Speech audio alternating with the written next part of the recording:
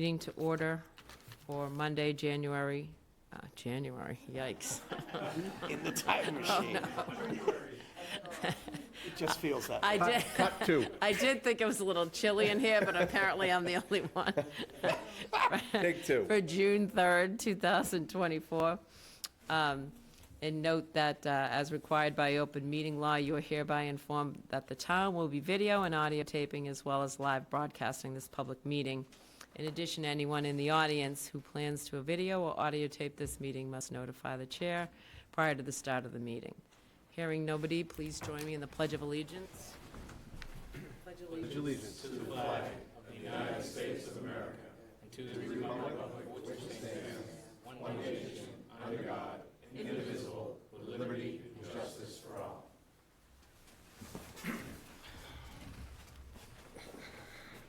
So, first item on our agenda is the Select Board to reorganize. Pete, you had asked for a couple of minutes. Thank you, Madam Chair. It shouldn't be much more than a minute. I just wanted to say a few words prior to our discussion on reorganization, as I don't want any of my words to be construed as being about any one specific person or persons on this board. Truthfully, I don't know which members will be nominated for our leadership positions tonight.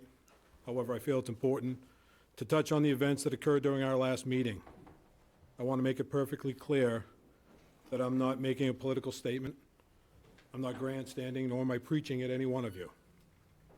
I'm simply informing all of you of my thoughts and opinions. I believe the town administrator used the word uncomfortable when referencing the back and forth that occurred last week. Uncomfortable is one way to describe it. I personally lean more heavily towards disappointment. I'm disappointed because as leaders of the town of Harwich, what should have been a healthy discussion or disagreement on board matters turned into a lengthy theatric of accusations, sharing of private conversations, and name-calling. Certainly behavior not befitting this board. I do believe that disagreements are healthy, especially in politics. However, there is no room for disrespecting others. I believe Select Board Member Handler said that words matter during that meeting. Jeff, I couldn't agree more. Words matter. However, I also believe that decorum, professionalism, civility, and respect matter. Benchmarks we collectively fail to meet. In my opinion, leadership is earned and not granted, and as a result, I will not be supporting any member of the board for our two leadership positions tonight. Thank you. Thank you, Pete. Any other comments from board members? We can move on. or we can Nominate? make a- Thank you, Madam Chair. I would like to nominate Julie Kavanaugh for the position of chair. I'll second that. Moved and seconded. Discussion? You want to take a vote? Would you like me to ask for the vote? Sure. Okay. She's still the chair. The only All way in to move favor? forward. Aye. I'm an aye. Right. 4 to One. 1. I don't know why I'm doing this. So 4-1, I mean, I guess I'm voting for myself, so 4-1. If you want. Unless you know something we don't. No. Not. Okay, I would move that Jeff Handler be vice chair. Second. Seconded. Any discussion? All in favor? Aye. Aye. Aye. Abstain. So opposed. So 3, 1 abstention, and 1 opposed. And then the clerk would be, well, go to, interview committee usually goes last, so I think the next position would be clerk, which, if you want to make a motion. I move that Pete Piekarski be nominated as clerk. Second. Moved and seconded. Any discussion? All in favor? Aye. Aye. So, did you said seconded aye. it, right? Yep. Okay, so 4, did you vote for yourself? I'll abstain for myself. Okay. So 4-1. You 4-1, 4. 4-0-1. 4, yeah, sorry. Sorry. And now interview committee. I nominate Michael McCaskill and Don Howell for the interview committee. Second. Any discussion? All in favor? Aye. Aye. Okay, so 5. 5-0. 5-0, Joe. So we've reorganized. On to our joint meeting. Oh, sorry, public comments and announcement. Is anyone here for public comment and announcement?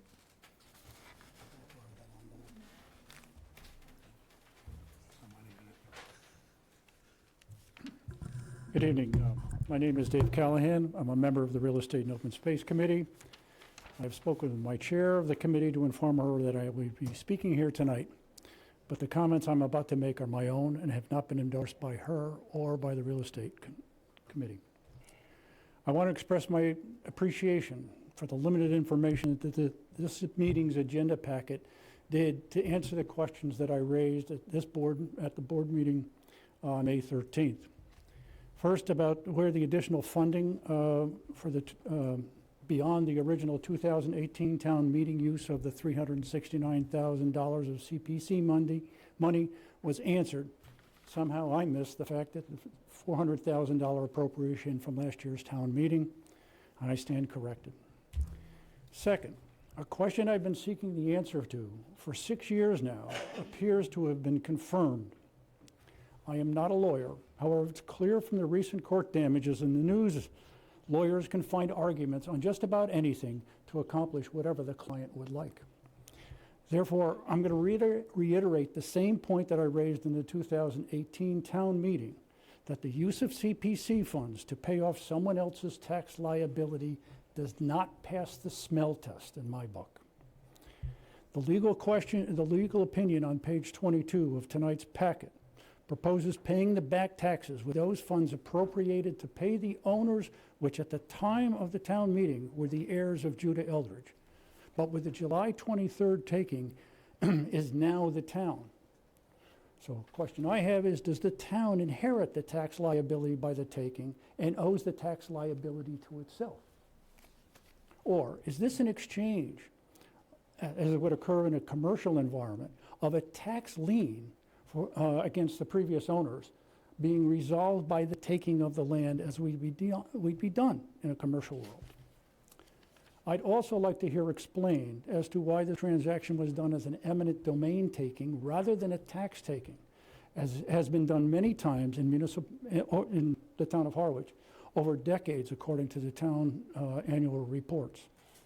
If the issue was clearing property title, why didn't the town take the property for taxes and then take the property from itself for conservation purposes to clear the title, as was suggested to me by John Giorgio prior to the board meeting?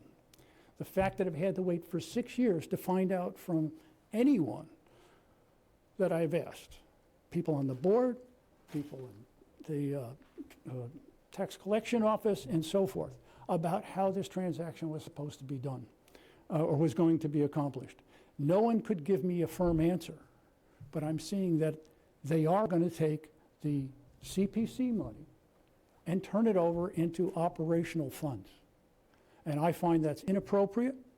And what's really bothering me now is the fact that in everything that I've looked at over town meetings and discussions of the Judah Eldridge property, it was never mentioned to the public that funds that were set aside for CPC uses are going to be used to pay taxes to the general fund.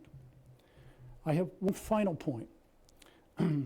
I want everyone to realize that in the taking document, Exhibit B lists the owners and damages award for the taking was to be $1,210,000, which is more money than is being set aside by the two accounts that have been set up for CPC money and the 2023 appropriation. Tonight's agenda is very full. I don't expect the answers to be seen tonight, but I would like to see some kind of future event, whether it's a select board meeting agenda or a standalone workshop or something, where everybody gets on the same page on exactly where this money is coming from, and I want to hear some legal opinions on it.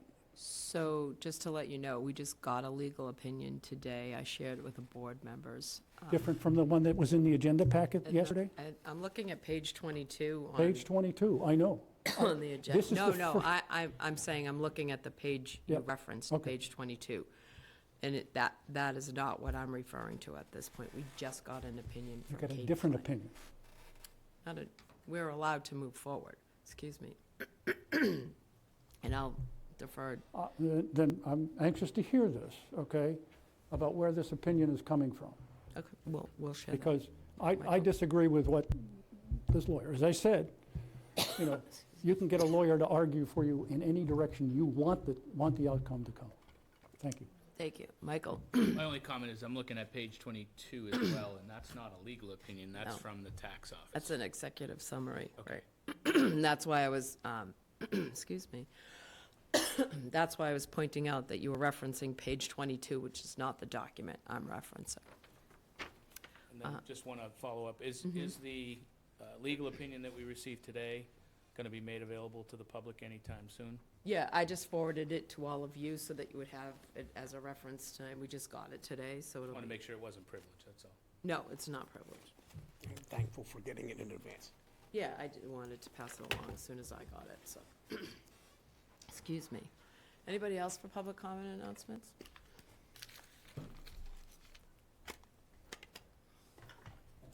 Thank you for the opportunity. Carolyn Carey, Community Center Director. I apologize. Yeah, you sound terrible. I'm not sick. Somebody's wishes came true and I lost my voice.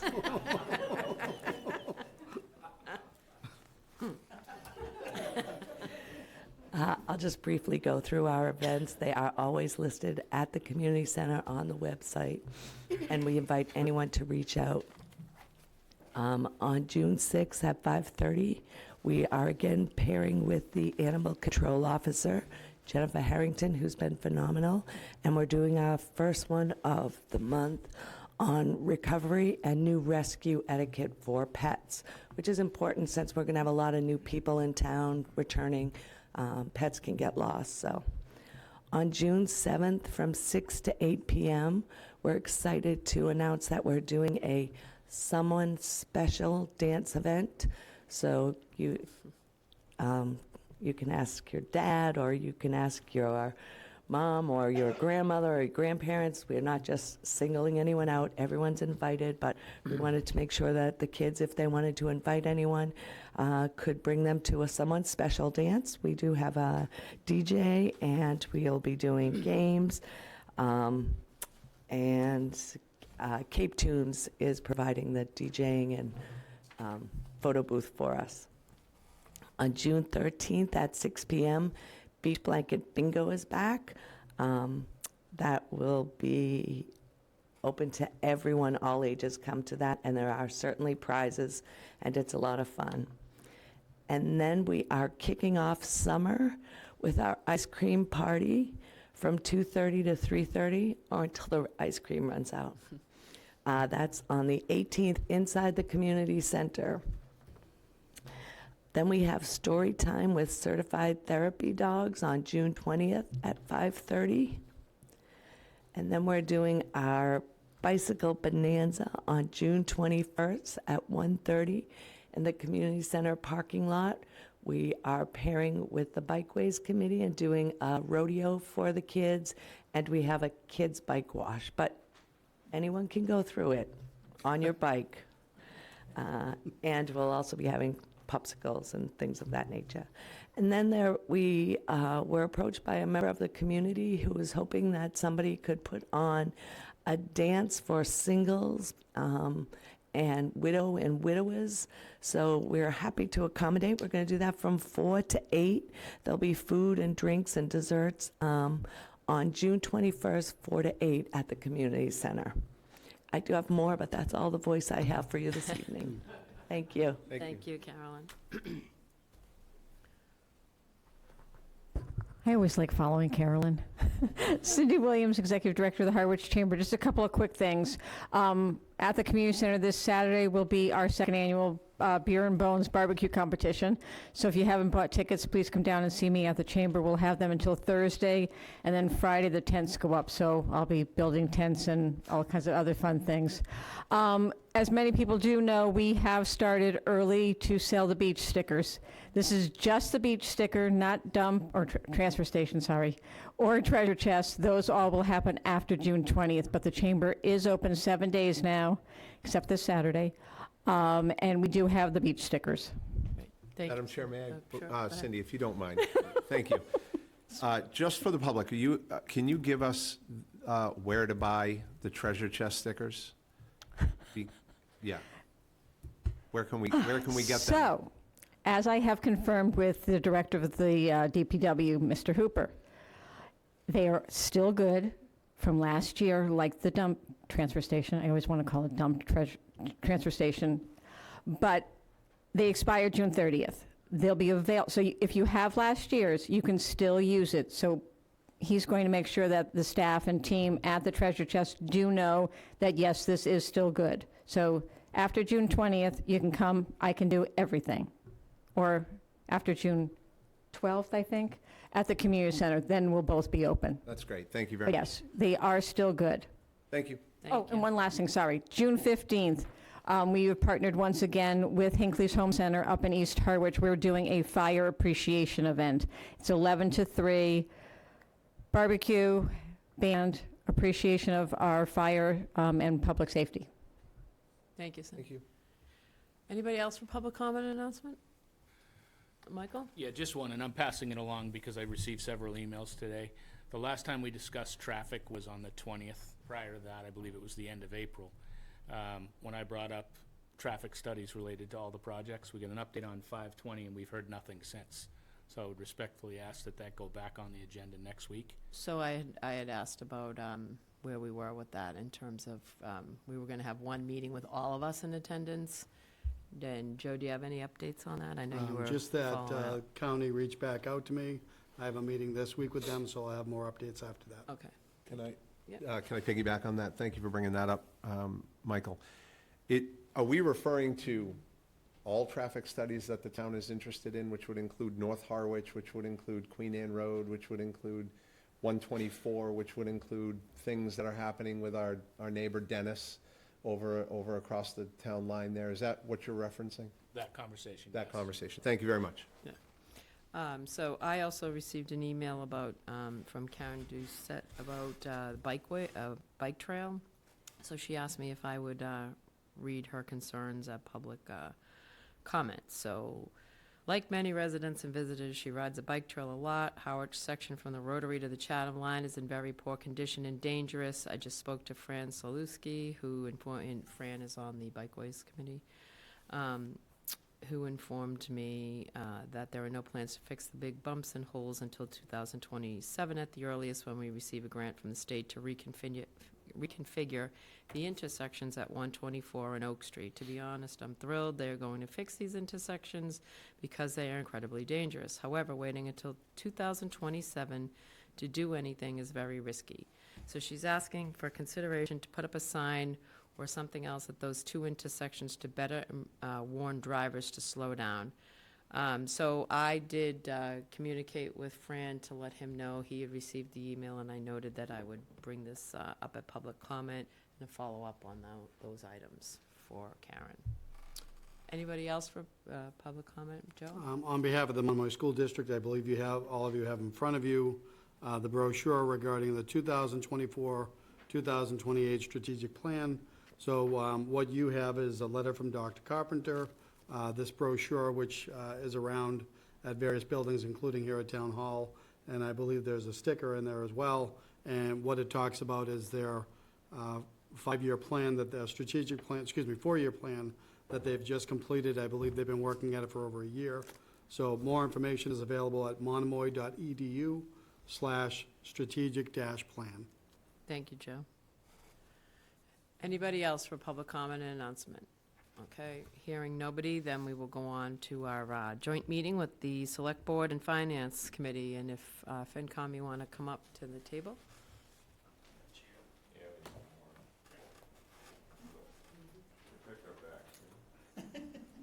You got enough, right? No? Is that enough with the one extra? We're a friendly group, so it's okay. Pretty good, Dylan. We had a buffer zone there. I just closed the button. Just to be careful about what's behind you. So. We'll let you know if anything Yeah, if starts to anyone's- happen. Yeah, thank you. This You're is welcome. high sign or something. More concerned what's in the box. Oh, no, this is, no. You know what's in a box? Names. Oh, there you Carry them wherever we go, right? Just in case you can't remember themselves. So first of all, we're posted for this meeting, so I just call the meeting of the Finance Committee. Perfect. Right. And we thank you for having us in. I think it's important to have this discussion. First of all, I'd like to just point out that Scott Norm, who's our newest member, he was appointed at town meeting by the moderator, but many of you may not have recognized him or seen him at Welcome town aboard. meeting. So Welcome, Scott. he is position number 8, if you will. So we still have one open slot. Also say that any of the comments we make tonight are not the collective wisdom of you, if you will, of this body. We actually have this very topic on our agenda for Thursday's meeting on the 6th. So we're planning on doing a debrief on town meeting and that kind of thing. So Yeah. just so you're aware of that. I don't know how you want to do this, whether you have some comments or whatever. I sat down and jotted down some notes and organized them. Maybe we could start with just my thoughts. Sure, we can start with, I mean, let's just, for the public's benefit, we thought this would be a useful conversation. We had a tough time this year with information and later dates, so we thought that it would be good to regroup after town meeting to have the discussion about how to better move forward. So why don't you Yeah, go ahead okay. and share All right. your thoughts? So I'll just go through my thoughts, and then everybody else can jump in. And I can give you copies of this, when Great, we're thank done, you. just for the record. So the first thing, I think that, obviously, you have a liaison to us. Jeff, thank you very much for doing that in the last year. I hope that Jeff continues doing that, although you're gonna do the same thing we're gonna do, and that is, figure out who the liaisons are. We would appreciate it if the liaison was more active with us or interactive with us, particularly from the time we had the budget hearing to the time we get to town meeting.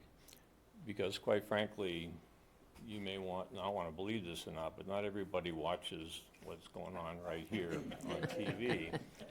And quite frankly, a lot of the information the Finance Committee got was digging through what happened at the Selectmen's meeting and not having an official way to transfer information to us.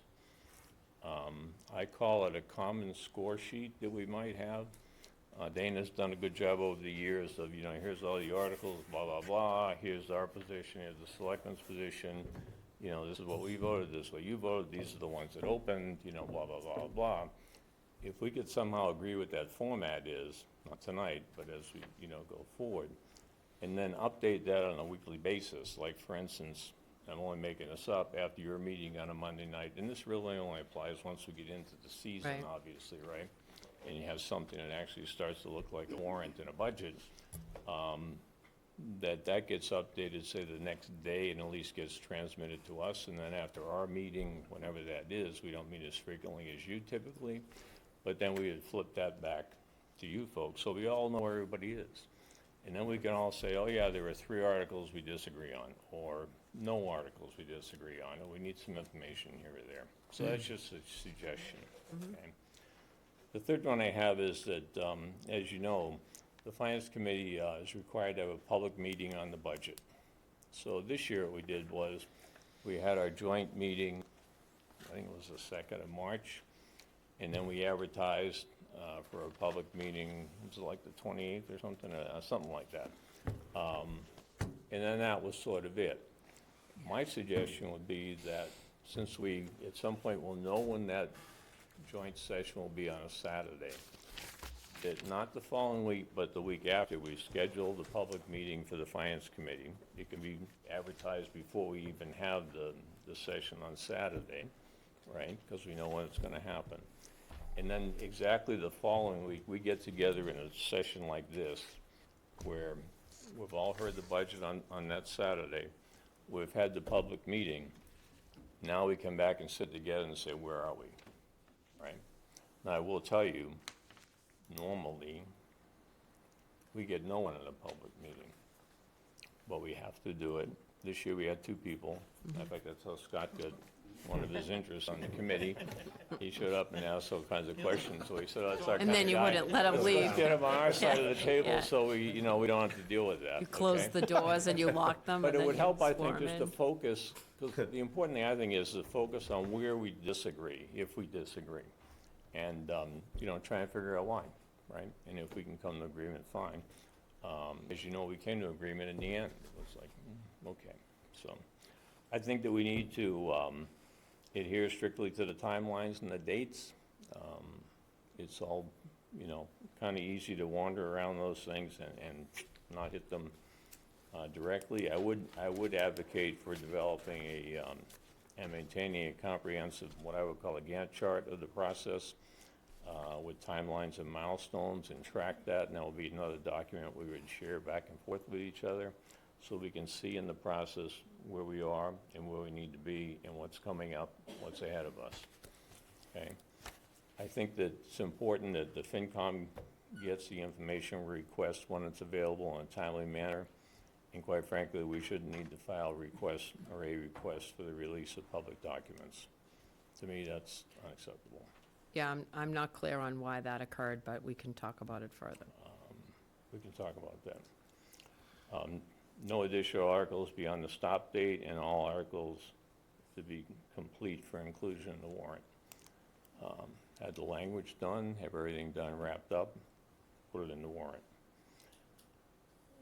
I do recommend that once we close the FY 2024 budget, which is coming up the end of June, and closing the books, that it would be, in my mind, worthwhile for, say, one member of your board, one member of mine, Joe, and the finance director to sit down and, as I would say, cull through the actuals on the budget compared to what was budgeted, and maybe look at some of the historical stuff with the intent to try and sweep out some things that may have been, I'll just say, overfunded over the years, and we haven't fully utilized, or, you know, we really don't need to be at this level. I do know, even for instance, with the very small finance committee budget, the budget's been the same for years. We haven't looked at it, you know, we haven't paid much attention to it.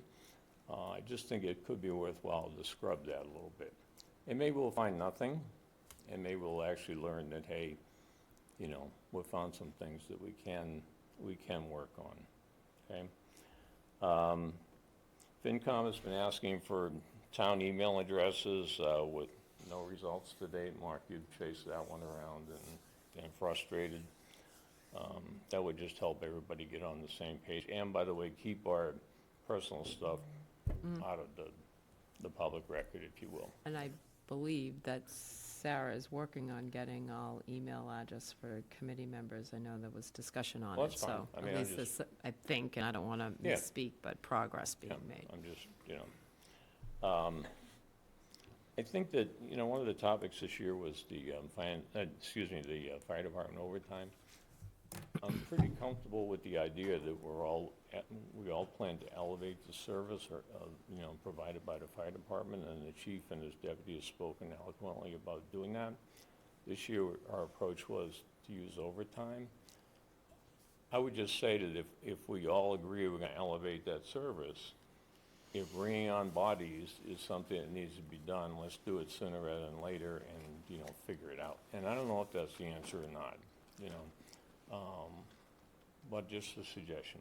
We should Yeah, figure it out. I think just on that topic, while we're on it, so, you know, there was that discussion, and if FinCom wants to increase their budget, you know, when we're talking about communication, just tell us that. We had no knowledge that you were looking to increase the reserve, and I don't have a problem with that. I can't speak for other board members, but along the lines of communication like you're talking about, that would have been helpful to know. Yeah, I will remind you that there was an email sent, I had to dig it out in March, to you specifically, saying the topic of, we want to increase the finance committee reserve fund by way of holding back some of the overtime. Right, I know, that's I mean, exactly what that's- I'm saying, is that Yeah. why not just increase it Yeah, so that well, you, you know, right, so we're not importing and imparting on anyone else's budget. right. Oh, then the other thing I would say, once you develop your budget message for the year and you hand it off to Joe and whatnot, and you've probably done this internally, but we didn't see it, if he comes back with something that's different than that, the explanation as to why it's, different, why it doesn't align, what happened, one of those things, I guess if we watched the selectmen's meeting, we'd learn that. But maybe that's a chance for the two bodies to get back together again at that point and say, okay, this is why it's happening, or we think it should happen, or we want to push it this way, that type of thing. And those are the extent of my comments. We can go down the row and ask if we have other comments in addition to that. We don't want to waste your time with redundant comments, but if my team has them, and as I say, we're meeting again on Thursday Yeah, so I to think, talk about these things. I think, we can certainly get all board members' comments. I just want to share that in developing our goals and objectives, which we're going to meet and discuss tonight, there's extensive discussion on the fact that we want to improve town meeting deadlines, et cetera, because we all know in past, even though we have things outlined in the charter, all boards, at least that I've been a part of, didn't always meet those dates, and it's not ideal. So coming up with a more defined way that we meet those dates and start the process earlier, I think that there's at least 2 or 3 people on on our select board goals and objectives. So just to make it clear, that to me sends message of a priority. Yep. So, Yep. having said that, why don't you go ahead and Okay, open? I just passed on copies of my comments. Great, thank you. I don't know if I made enough of them, but there you go, my That's notes. fine, we can get other copies. See all my notes, you can't read them. Thank So I typed. Okay, so Dana, why don't you start? I know you were here at the selectmen's meeting a couple Yeah. weeks ago, so you may not have to reiterate all that, so. I think so, but, and I'll just say, that's the same thing I said then, that these are, the warrant is one of the most important things you do annually anyways, and a lot of people are involved in it. It's not just the finance committee and the selectmen. Right, You've got many committees that have to have parts of it, or even all of it. Administration has to deal with all of it. Legal has to deal with it. CPC, everybody, there's lots of different planning board.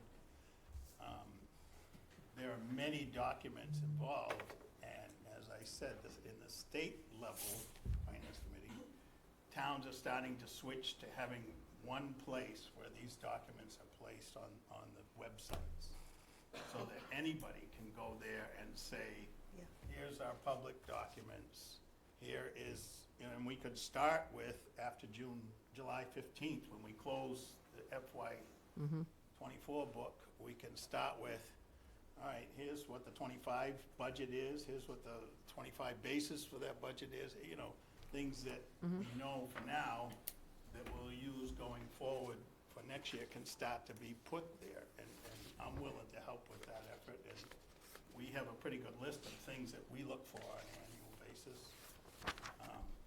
But, the dates don't have to change on the charter and all that stuff. The cooperation just has to be there, and I think we can do that. I think we're willing to do that. You're willing to do that. And I think that it's not in the best interest of the town to kind of go through what we went through last year and a couple times.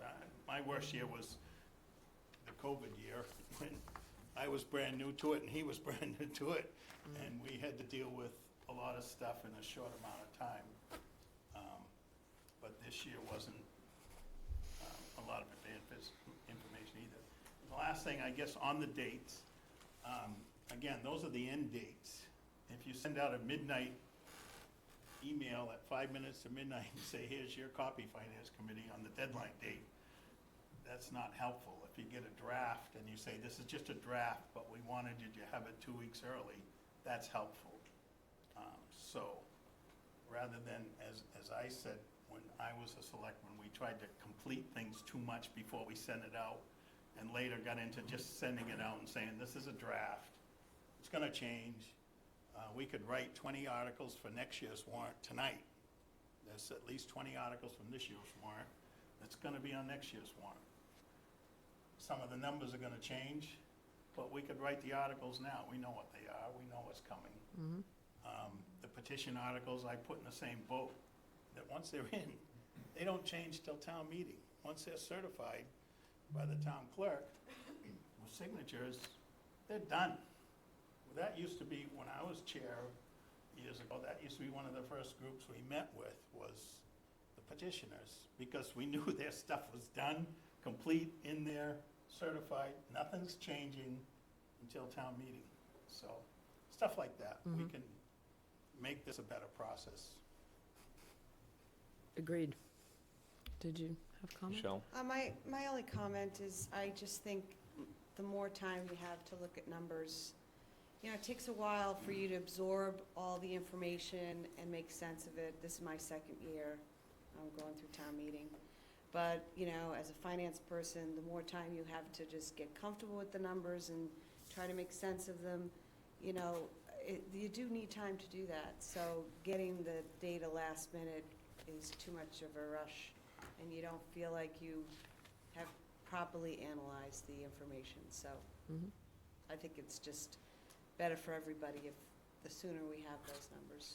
Yeah, and I don't think you'd find, and the board can speak for itself, but, we had to wait for numbers too, so we understand, and that's why you had to wait for numbers. And so we tried to, let that message be known. We have had transition in finance and treasurer's office, and, we're not unlike other towns. We currently, in Orleans, they're sharing a finance director, so it's 2 people.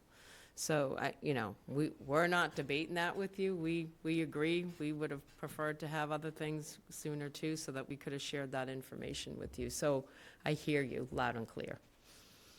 Mark? Mark Kelleher, it would be nice to have one sitting for town meeting, and in that idea, either a 6 PM start or to have a Saturday meeting. The second thing is, the general feeling I got from town meeting is to have the clickers.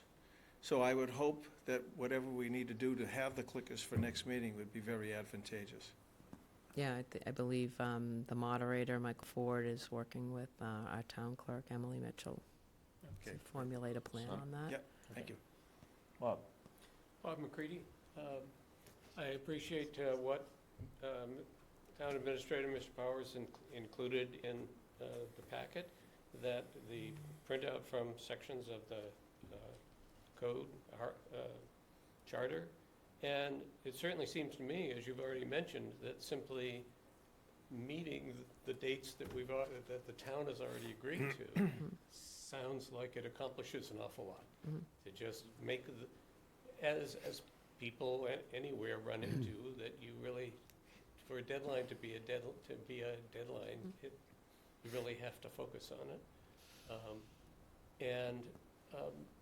And only with regard to that, there are places probably where the depth of the content involved with the deadline is important, and it may be, and I think we'd probably, in some cases, like to see more information within the context of perhaps each one of these deadlines, but so that we're working with the most information and not the least information that happens to meet the letter of the line item, would be very helpful. Thank you. Scott? As the new person, outside observer. Stand up. I was following, went to a few meetings, watched some on TV, tried to absorb the materials as they were posted on the website. And one of the things, just as a member of the public trying to understand the budget, that was challenging for me was the fact that the warrant format for the budget itself, which is this centerpiece, doesn't take up much of the time at town meeting, surprisingly, but the budget itself seems to change every year. The last 3 years, the columns have been different. And this past year, we didn't even have the 2023 actual results to compare the budget proposals to. So along with the timeline, I think that one of the things that I'd like to suggest we work on in the committee is the content itself and some, dates leading up to these deadlines where we could see some of this raw data. Wasn't made available to the public, at least this time around. It just seems like, and there are other deadlines too that I'm interested in, like the comprehensive financial report. When does that get created and approved by the state? 'Cause that's also useful for our deliberations, I would assume. That's my only observation so far. Thank you. And Mark Amaras, I was having trouble looking at some of the deltas, because sometimes you've got items that weren't budgeted last year, more budgeted this year, but you can really tell the difference was the percentage was all wacky based on dividing by zero and stuff. And it was also kind of tough to find the current copy of the warrant, but I'm hoping the website changes that are coming up will help a lot. I think that I too have spoken at various meetings to say that, and Sarah, who did a wonderful job in Orleans, is working on our website, and that, you know, it also would be helpful even for petition articles or different warrant articles. And, you know, sometimes you read these articles and it doesn't matter how many times you read them, they don't make sense. So I believe Sarah did videos in Orleans to help people understand what different warrant articles mean, and I think that would be helpful too, moving forward. And I'll open it up to our board members, and I just want to stress that I believe communication is key here, and, you know, I think chair to chair should be speaking more currently, and, you know, I did reach out, I didn't get a call back, so, you know, I had some frustration level too, to be honest, and I will just say that, you know, and to your point, Dan, I get it, you know, you send things over and get them at the 11th hour, and staff felt that way too, because staff was getting stuff on Friday nights and trying to prepare for us for Monday and spending their whole day cleaning up things so that they could put what was needed in the packet, the right format, and then they get it Friday night, so they get it really Monday morning, and they're trying to backtrack to make it all work. And that's, so I think that, like anything, when there's a lot of information and we're all trying to cram it in and we're getting things later than we want, we're all getting frazzled and we're all getting annoyed, and then the lack of communication, and we do meet weekly.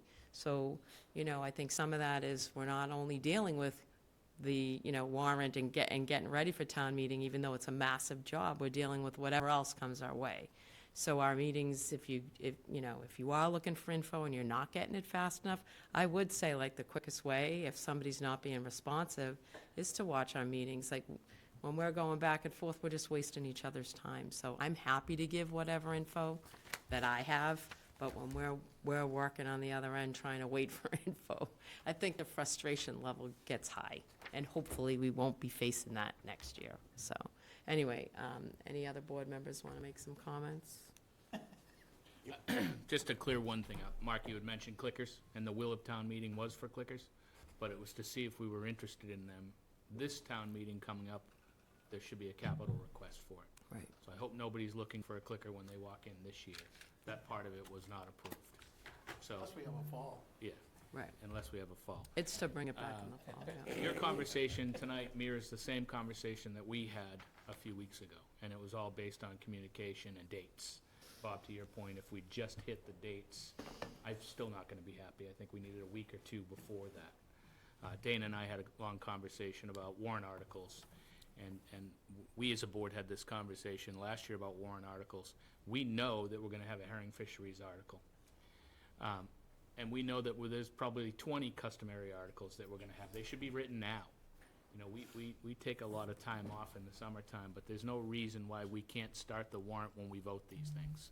So once the board votes to have an article, that should immediately go to legal. We don't have to number them right away, but the more time we have, the better. But certainly, anybody that was paying attention saw the frustration last year, and we did have a change in a couple important offices, and I think we did a good job communicating what we were behind on, and we can't just pull that information and give inaccurate information. So going forward, it looks like we are caught up, and hopefully we'll hit earlier deadlines for next year, but definitely on time. Thank you, Michael. At least. Jeff? Yeah, thank you, Madam Chair, and thank you all for being here. Reading Peter's comments, I think you're spot on. And, you know, at this table here, at these two tables here, we have 13 willing participants, and there's probably countless others who are interested in helping with with engineering a better financial outcome for our town for next year. So, and I wholeheartedly believe that with this start that we have tonight, even if we face similar challenges going forward to the next annual town meeting, it'll be a lot easier to overcome the challenges if we're all doing this more often and at a higher level. I would also like to publicly say thank you to you, Peter, for wanting me back even after my subpar performance, which I will admit. And I think Dana brought that up last meeting. It's only because I look at the alternatives and it's like,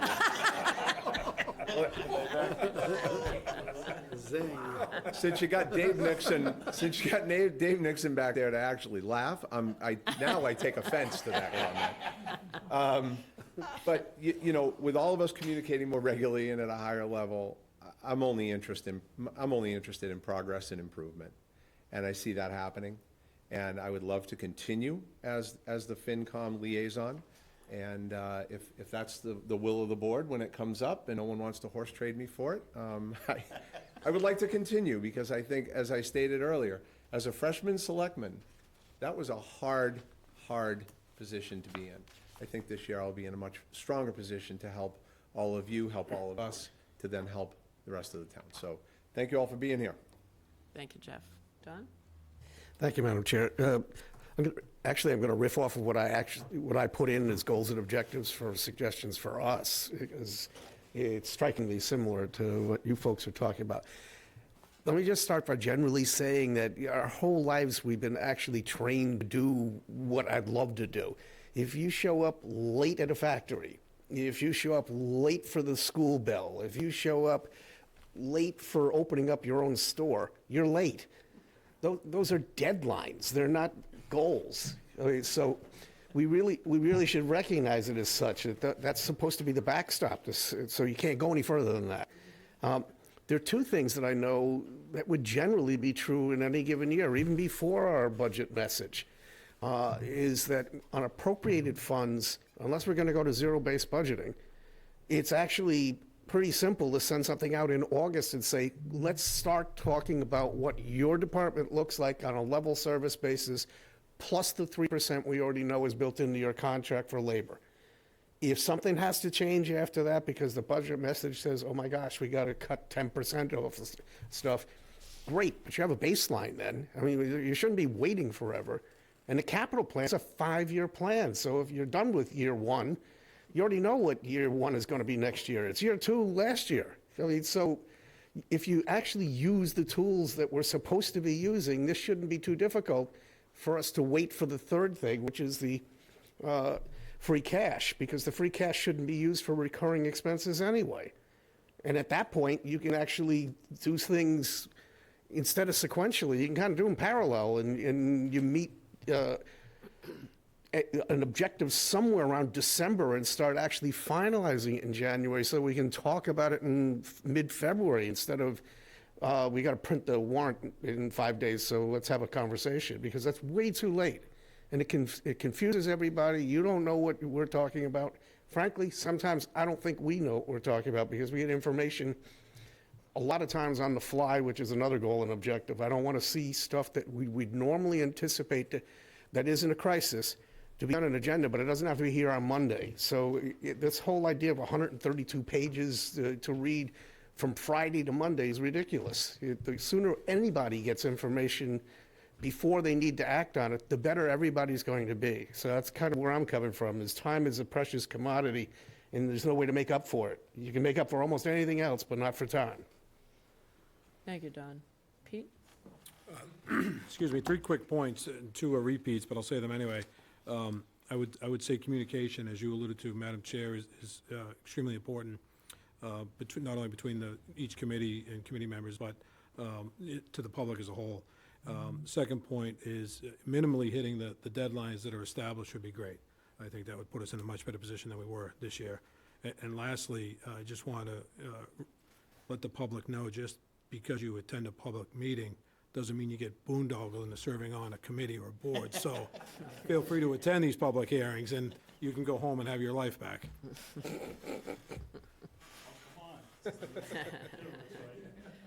So I think we hear a lot of agreement here about communication and trying to start earlier. And as I said, it's on our goals and objectives too, so. Hey, could I raise one Sure. maybe thorny issue? Sure. We have, and I'm sure you have over time, and we have sought to help financially understand 204, right? I mean, it's been a topic.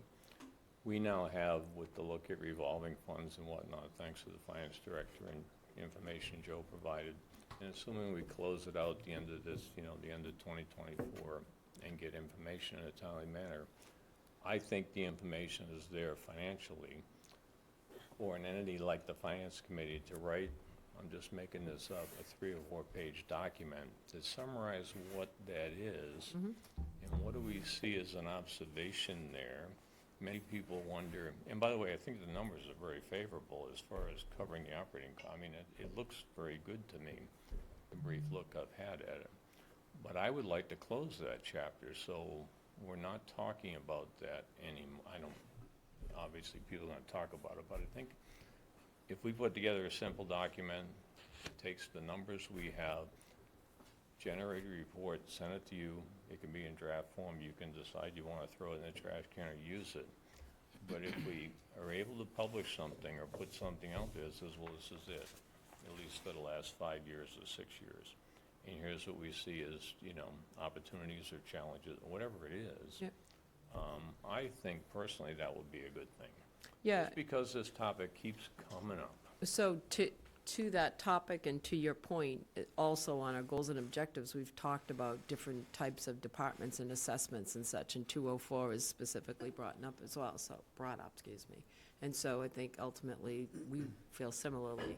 I think the only pushback there over time was that there was going to be a 5-year mark, and I think we heard the 5-year number rolling around. But we had COVID in there, and there was implications from COVID.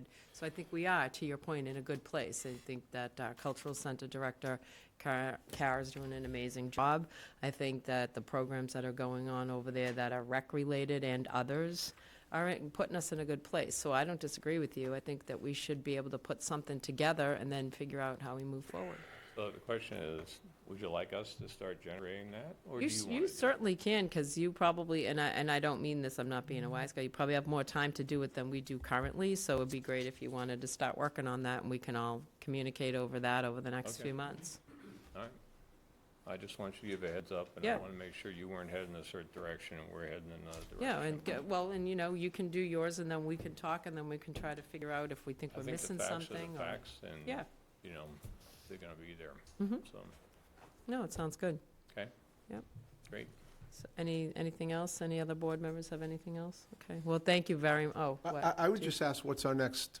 What's our next? Well, right now, we're gonna let them close the books. Yeah. And then I think we can start trying to talk about some information to Peter's earlier. I think it was you who brought up having a sort of debrief with the finance director, town administrator, a board member and a board member. Great. It's probably a Just good wanna be clear on starting that. point. Yeah. Yeah. Excellent. And- You could, we can identify who we would have participate. Right. And you could identify who you're going to use. Obviously, Joe's going to do his thing as Right. the finance director. And that will be sort of, I'm just saying, I think that's our starting point. We start there, and then we start going forward, and we'll, hone in on our goals and objectives too, because I really do think that that's one of the main ones that we all Yep. want to see an And that improvement. probably, I'm just guessing, could start in August or something. Right. I don't know, I'm just thinking like Yeah, that, right? depending, right, with the summer meeting twice a month. July 15th, so. Yeah. The other topic is, I think you heard it from Dana in particular in town meeting, that revolving accounts, we have an interest in just trying to understand where we are with the revolving accounts and, what levels are appropriate, not appropriate, things being in the accounts or funded from the accounts that may not necessarily need to be funded from the accounts, should be in a budget, that kind of thing. So we have an interest in that, and I think at some point we should get back together and talk about that. Yeah, and we can talk about that. Yeah, that may be a September topic, for Right. instance, So I think the starting point is after the books are closed and Yeah, yeah, having that yeah, yeah. meeting. Right, and then we can You'll have go. goals and objectives by then, and Right. we'll have final numbers for the current budget by then. Listen, as the potential liaison, I don't want to miss anything. I want to start off on the right foot. I gave our opinion. I You mean, did, and I thank you for that, I think. Well, it doesn't mean they're gonna vote. Thank you. So thank you again for your Aye. time and coming this You guys have evening. a great summer. You too. All right. We need to adjourn. Motion to adjourn, second. We're all done. Great. Thank you. Thank you. Want us to put the chairs back? No, it's fine. Well, it's good. We'll give them a minute.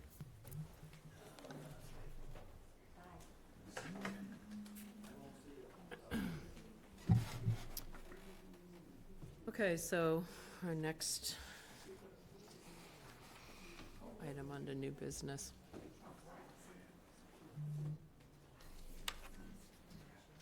All right, I think you can go ahead. Don't look at me, Madam Chair. Oh. Not the clerk. Oh, right, yeah.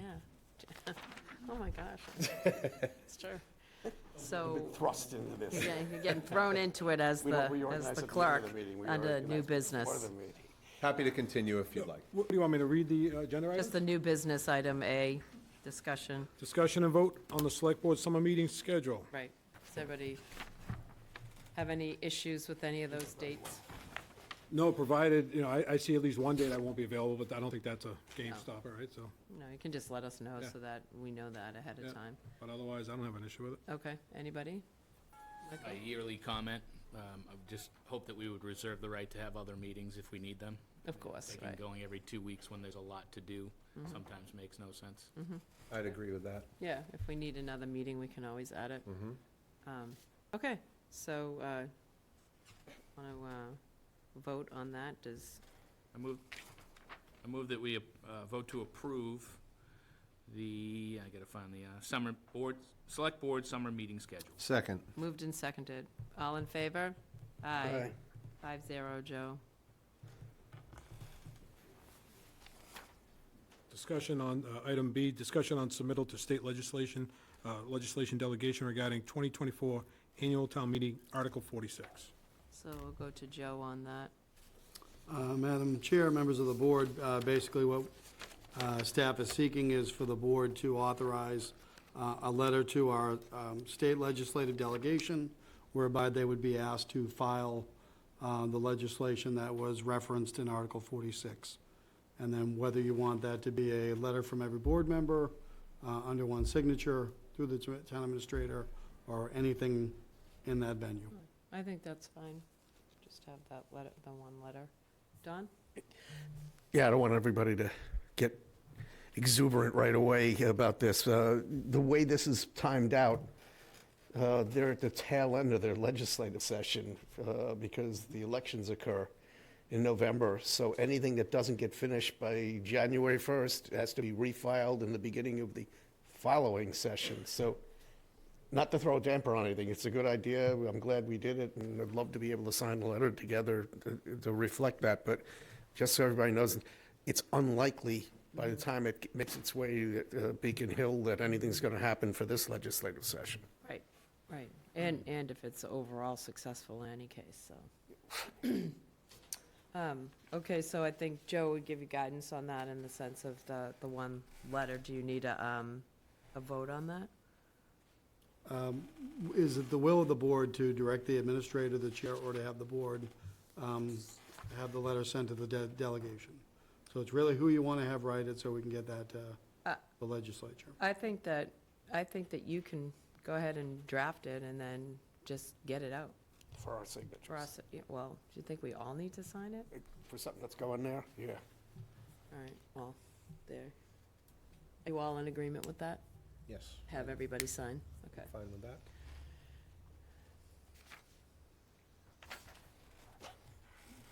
We good?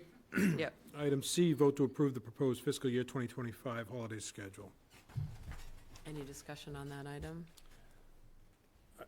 I got one question. I assume it's contractual, which is the day after Thanksgiving holiday? Is that a contractual obligation? Correct. Thank you. Sure. Can I get a motion? I move that we approve the proposed fiscal year 2025 holiday schedule As presented. as presented. Second. Moved and seconded. Any other discussion? All in favor? Aye. 5-0. Madam Chair, on that, I believe past practice has been, there are two holidays that fall middle of the week, wherein Christmas Eve and New Year's Eve So there may be a future ask if there is an impact on the day before. But not needed tonight, just staff wanted me to make you aware of that. Okay, Thank you. thank you. And then we have item D. D, discussion on request from Pugfest for an exemption from townwide facilities use policy for the use of Brooks Park on August 17, 2024. Thank you. Jeff? Thank you, Madam Chair. We have two of the, I believe, the original creators of Pug Fest. We actually have Pug in the room, and sitting next to Pug to his left is Fest. So if you two would like to come up to the microphone and answer any of the questions the board has, but I'll give a brief narrative if I can on this. Yeah, sure, go ahead. In full transparency, Pug is one of my best friends, if not my best friend from high school, and DJ would be my second best friend from high school. And so, yeah, right. You made the list. So, I believe 9 years ago, if I'm right, Pug Fest, the first Pug Fest Yes. happened. And, you know, it kind of started off as a great community idea, and then it has really transformed into a giving, donating event versus just show up, have some hot dogs, and get together with members of the community and have a great time at Brooks Park. And I believe, Pug, you went in and you requested, or you filed an application, and you were told that because you're not a 501c3 entity, even though you've acted as one for the last 9 years, I believe, donating how much money? Over $45,000 to the town of Harwich. Over $45,000 to which two charities? Mainly the Harwich Fund, most recently the Harwich Fund, but the food pantry, we probably close to $30,000 to them. And also families in need. We've had several classmates that have had, had deaths in their family, and they've had children, and the Coomber family from Harwich. Sure. We raised $5,000. He left 2 kids and a wife behind. Mm-hmm. And we also had another classmate, Greg Johnson. Mm-hmm. He was in our class, and he had to have brain surgery. He had brain cancer, and we raised $5,000 for some of his medical bills 1 year. So would it be safe to say that 100% of everything that you 100%. 100%? Yes. As a matter of fact, DJ and I, the first couple years, took money out of our pocket. We went out on a limb, bought T-shirts, hoping it wasn't going to rain, and we had musical, we had bands there, and we could have lost, thousands of dollars, but instead we made thousands. And then my last question would be, you're not asking for a fee waiver, you're asking for a waiver to allow a non-501c3 organization to be able to use the facility for the day from, 5 o'clock to Yeah. 4 o'clock? 4 to 10 o'clock. Yeah. That's correct. Okay. So that's what I'm presenting to the board for discussion. And I would open it up. Right, and so, this conversation, as you pointed out, is, comes from our other discussions over the last several months of Brooks Park and how it can be used, so just start there. Okay. Do board members have any comments, questions that they want to ask or share? My first question would be, Madam Chair, is this the first time you've been told that you needed to be a 501c3 Yes. in all the years? In all the years, it's been 9 years, this would be the 10th. And those prior years, you sought applications? Correct. To hold this event? Yes, every year. Yeah. And that's why I made that comment, is that this has gone on, but then this past year, this board has had discussions on the fact that Brooks Park, and we've had different complaints come in about For-profits. for-profits using that space, so that's why we're having this conversation now, so. I've seen how many people attend your events and how successful they are, and it's wonderful to hear Thank you. how much money you've raised and Thank you. donated. Don, do you have any comments? No, it's obvious it's the law of unanticipated consequences that we've had here. The real crux of the difference was we were trying to get at the fact that for-profit businesses were actually making a token contribution to something in the town but we're really actually pocketing the rest of it as a profit. Yeah. So I don't know that we ever anticipated we were going to punish, somebody. that I was understand completely, yeah. I understand. Michael? No, I would just move that we approve an exemption from the townwide facilities use policy for the use of Brooks Park, August 17th, 2024, for Pugfest. Second. Moved and seconded. And, yeah, One additional, now that this has come to light, is your group, or if it's just the two of you? Yeah. Interested or going to pursue a 501c3 status for the future? We're not, because this is going to be our final one. Okay. It's the 10th one, and I know, I'm sorry. Broke hearts in here, buddy. But I appreciate your consideration, because it's going to be, we have a really good band that we have to basically give the green light to, and we're hoping to raise a lot of money this year, even more than we have, so, thank you. Thank you.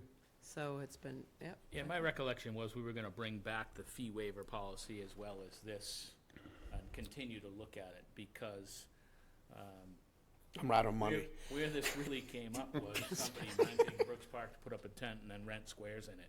Right. And pocket the money Right. and tell the residents when to leave. So, Right. looking at the policy, it was an old policy, and it's certainly something I think we should revisit for things that happen like this, so that it's not black and white. But I stand by our previous conversations about not renting out our parks to let somebody sub-rent them. Right. But support this 100%. And I Thank you. think when we did bring back the fee waiver policy, there were other implications, so we should look at that again. So it's moved and seconded, and no other discussion? All in favor? Aye. Aye. Thank you very much. Thank you. 5-0, Joe. And thank you for all your charitable work. Thank you both. Okay, so, Item E, Madam Chair, review ongoing project list with fiscal year 2025 additions. great. Megan, do you want to come up?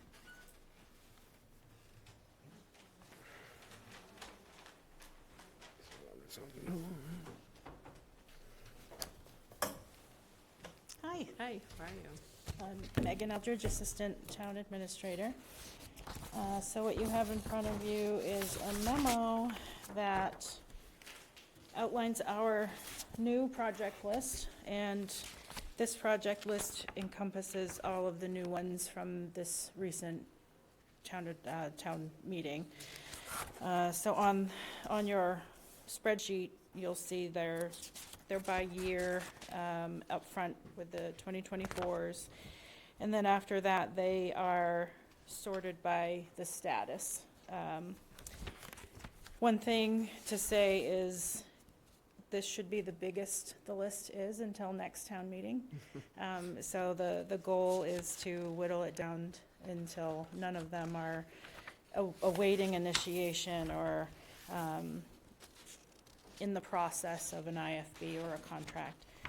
So we can close out projects as we go. This project list, if you exclude the 2024s, is much smaller than it was 2 years ago. So I think it's important to show that we have made quite a bit of progress in closing out open projects that were years old.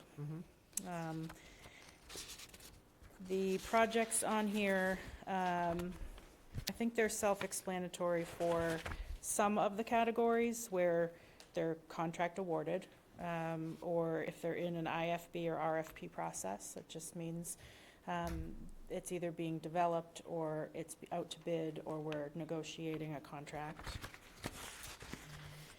The category that says ongoing can be a little confusing, so if you have any questions about any of those projects, I'm happy to give my background that I know of on those. And then awaiting initiation or awaiting next steps, those are either projects that have not started for one reason or another, or they have started and they've stopped for one reason or another. Most likely, we're waiting for some other outside source to take the next step before we can do anything. Okay. So I'm happy to take questions. So does any board member have a specific question on any of the items on the project list? Don? It's more about the list. Okay. Thank you, Madam Chair. not casting aspersions on anybody, but I consider and I've made this point abundantly clear before, I consider contract administration as important as actually awarding a contract. I mean, you potentially might have to default somebody, or you have to assure yourself you got what you contracted for. And it just in general, I mean, it seemed, at least until we know more information about it, it seemed like, not you, but it seemed we dropped the ball on the Brooks Academy contract that was supposed to result in a request for a waiver for an ADA. And since we don't track that far out in terms of that, there was no way for anybody to actually put their arms around the fact that I would urge that this doesn't end with the award of a contract, that it actually ends when you got what you asked for and it was signed off and it was appropriate.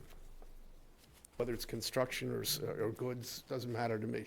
Somebody's going to look at it to receive it and say, yeah, that's good.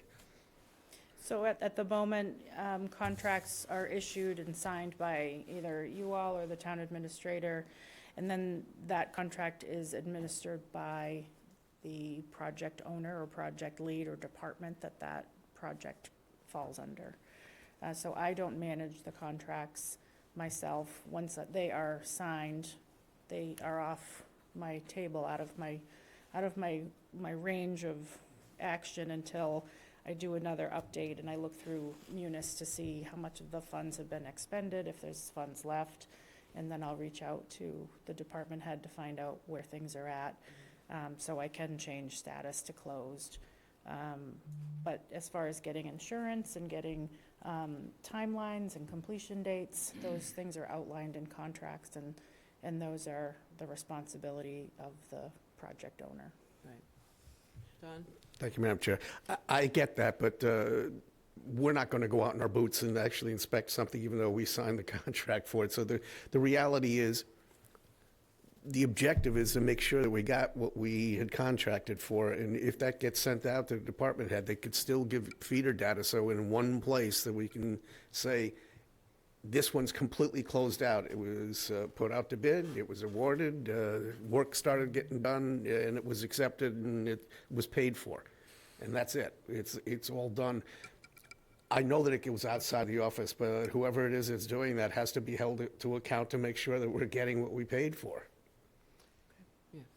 I mean, I'm just, in terms of the logistics on that one, I remember specifically Mary signing a contract back in August. I think it was last August. Yeah, it was. Right, and then ultimately, the contractor didn't submit. So at some point, you know, the group that we're paying should take some responsibility to tell us an update on where they're at, because it's not every single contract goes out. If Megan or administration is chasing every one of those contracts, plus tracking every one of those, I mean, there are deliverables and certificates of insurance that are required, et cetera. So once those things are in and moving, the update should be on, the onus should be on the project holder.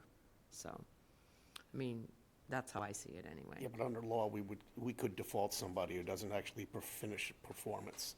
So it isn't up to the contractor, it's up to us to make sure that we got what we asked for. True, and there's a dedicated group to that building looking for the next steps. I'm universalizing it. I just mean that anything we do, it isn't done until we get it, until we receive the goods or services that are involved. Anybody else? Does anyone have any other questions on this list? I do. Jeff? Yeah. Thank you, Megan. Thank you for being here. I know, I mean, I've looked at this a dozen times. I can guarantee I'm missing it. Where is the Hope and Go intersection? So that wasn't something that was approved at a town meeting. That's a separate type of project. So these projects are things that are born out of an article. So only out of an article of town Right. meeting? Right. Okay.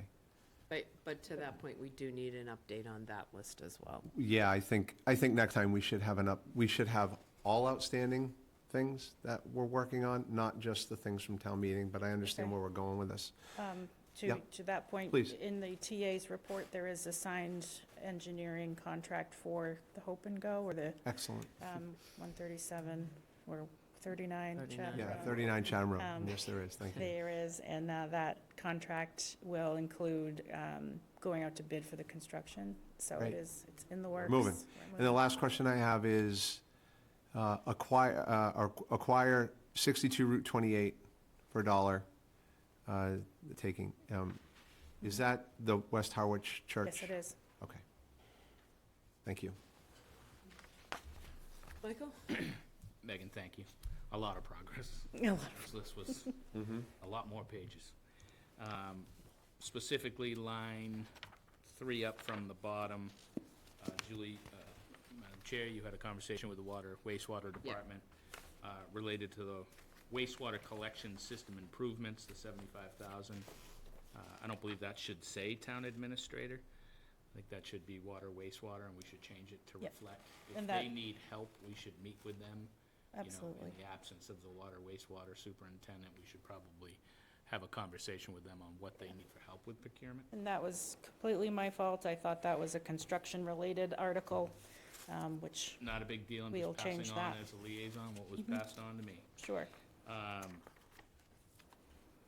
would say expenditure of funds from sale of 276 Queen Anne Road, 1.5 million. It says awaiting funding. We already have the funding, so what we're gonna do with that money's already been determined. I think we need to start that project, but maybe it shouldn't say awaiting funding.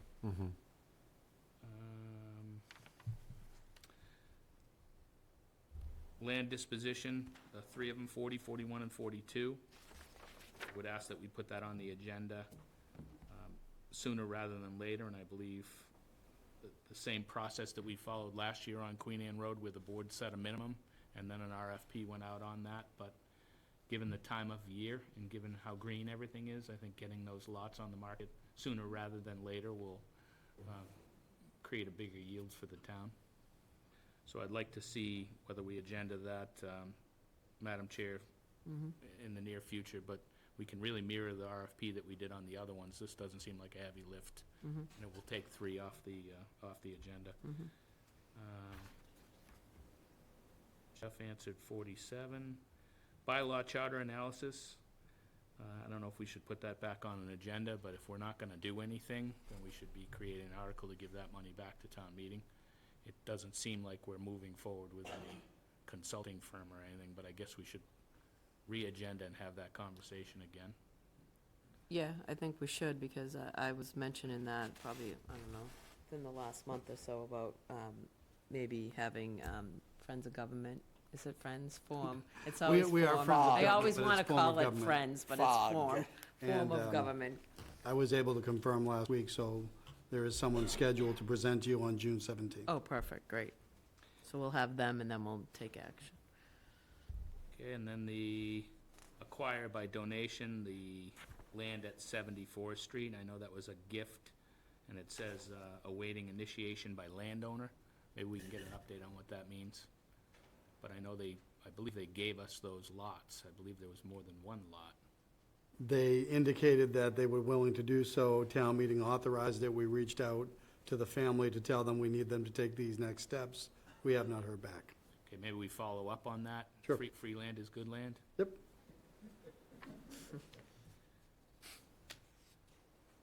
And then lastly, Article 39 from 2022, fund land research for assessing purposes. Not sure that's the right title, but regardless, when we made the motion, when I made the motion on that article, part of the motion was to get quarterly updates. We've had one update, and the update was that about 10,000 of the 100,000 that we, roughly 100,000 that we gave, I believe it was PK, Gail, working in the assessor's office, gave us a memo, or I believe Carly Jones gave us a memo that said that very little had been done because of absences and whatnot. We did receive another update with a spreadsheet. I'll share it with the board. Okay, then I guess my follow-up question to that is why aren't we seeing it? Why aren't the quarterly updates being given to us that was part of the motion and the contract?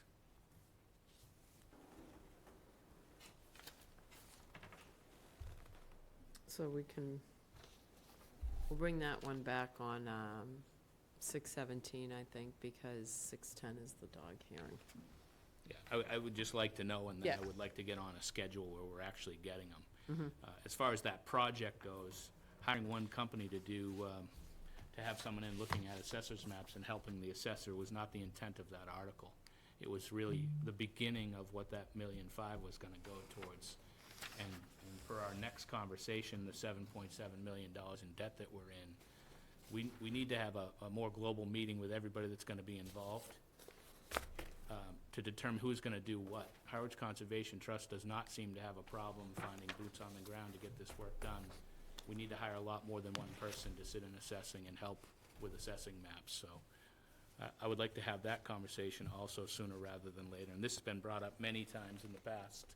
Real Estate and Open Space has identified 3 priority properties, and now we're about to hear about 9 properties that equal $1.7 million, and that go back a long, long way, I think some of them as far as 2002.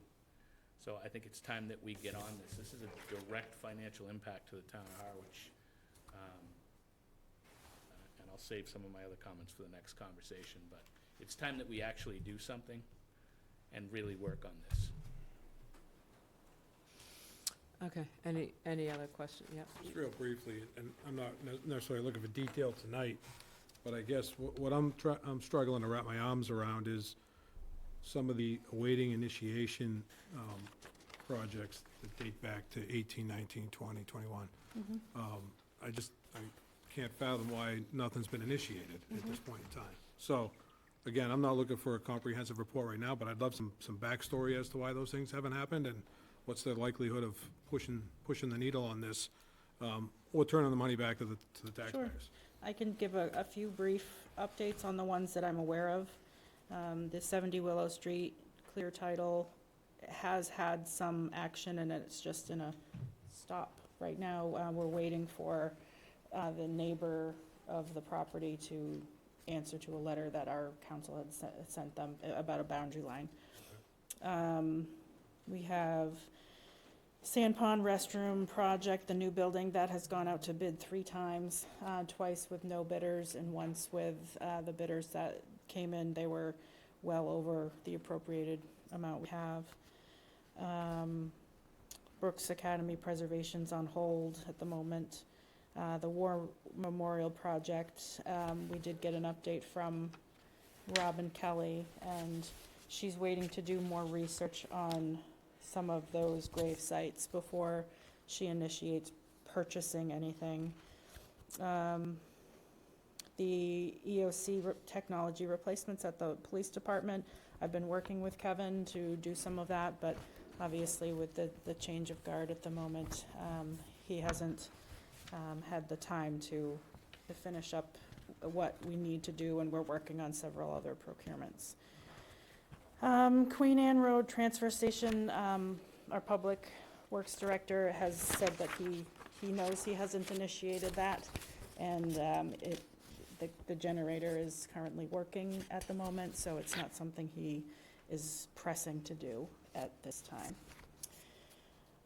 And then we talked about that one. We have the cold, well, then we're on to awaiting and next step. So we have How about the HVAC project, the update to the HVAC at Town Hall, Community Center, Fire Station?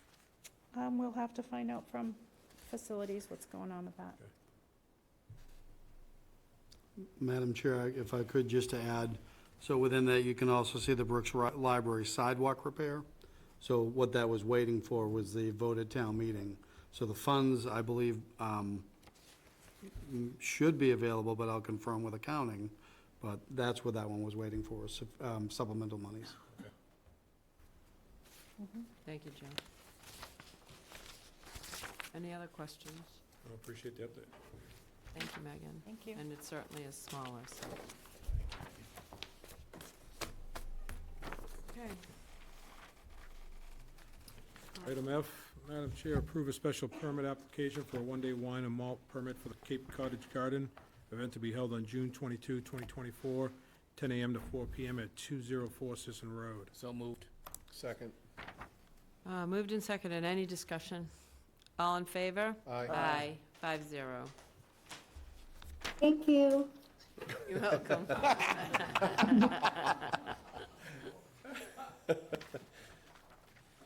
If anyone isn't aware of that, there was another event similar, and it was Pick Tulips, and it was fantastic. It was such a great event, so. That just made my night. You guys are, thank you so much. Thank you, and good luck with everything. On to old business. We have a discussion on taxes owed to the town, as Michael mentioned earlier. And this is regarding Judah Eldridge, owners unknown, and known owners, and land of low value. So we have Eric online. So, Madam Chair, members of the board, we have at least 2 folks online that are relevant to these topics, as well as myself, the finance director, the director of assessing, and the chair of the Board of Assessors. Anytime you talk about taxes owed, that's the group we would expect. I think, Eric, could you see, is Mr. Spellman not available? No, he's not, Joe. Okay. No.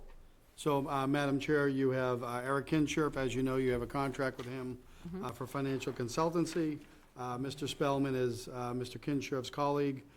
As you know him, he's been our interim treasurer collector.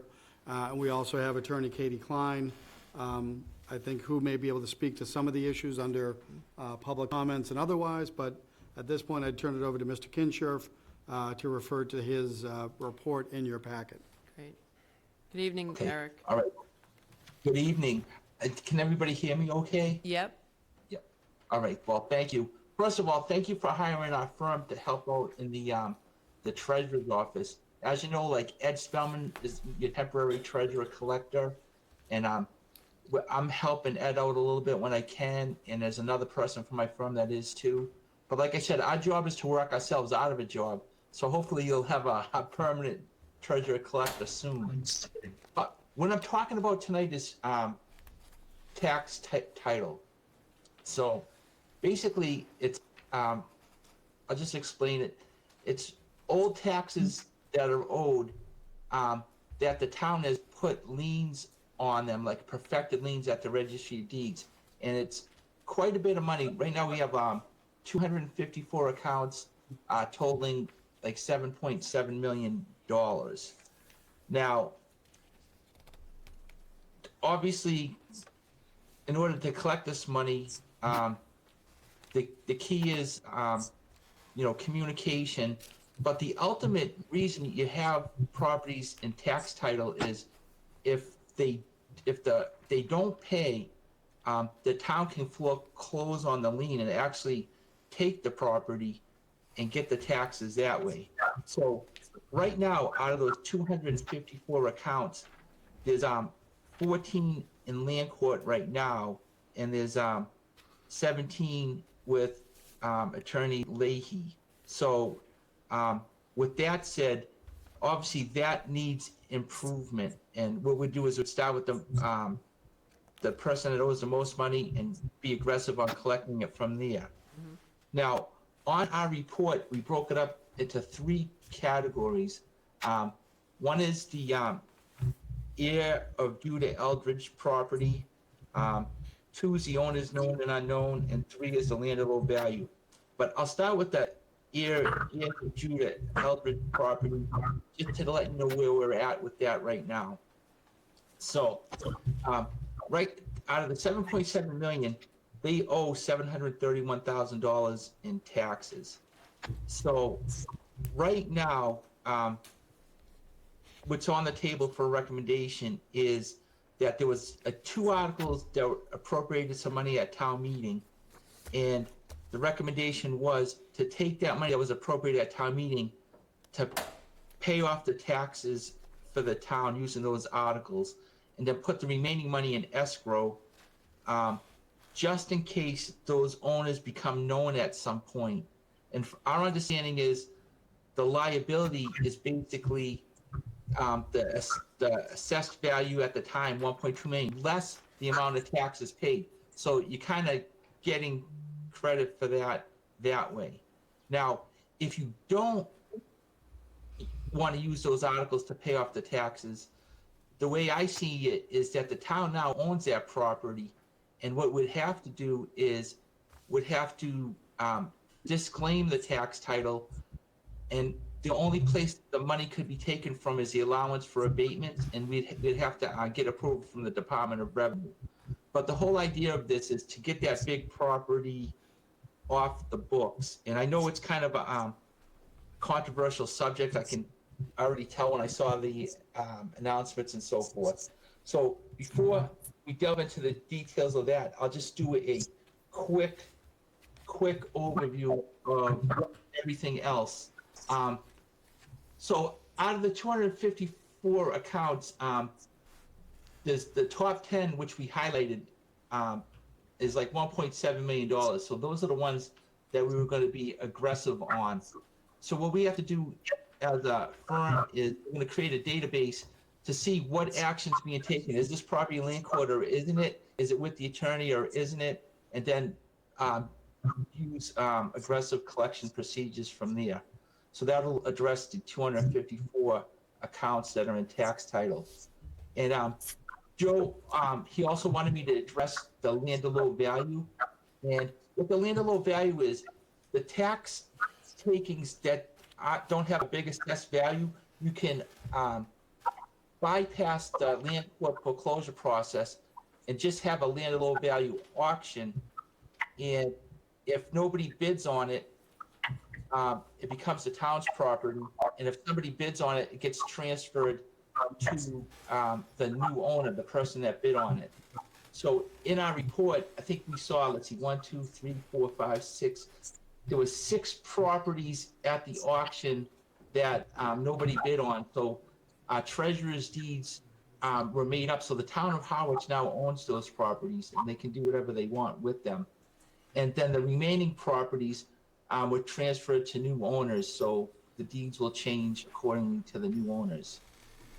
So, I mean, it's been, there's a lot of issues in the treasurer collector's office and some turnover and stuff, but when we're looking at $7.7 million,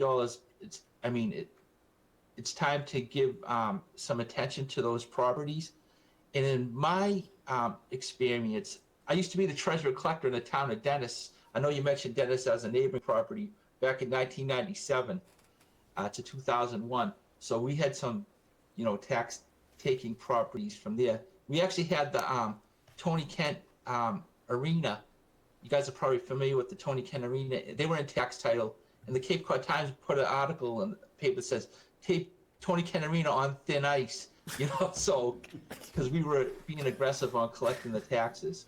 But, so, we just, what's needed now in your office is, extensive communication. You have to know the process, and you have to have the resources and talent to address, the list. And I will continue our efforts as a firm to assist the town to address these outstanding issues. So bottom line is you have a tax title properties worth $7.7 million. The good news is the town has perfected liens on these properties, so the town is protected.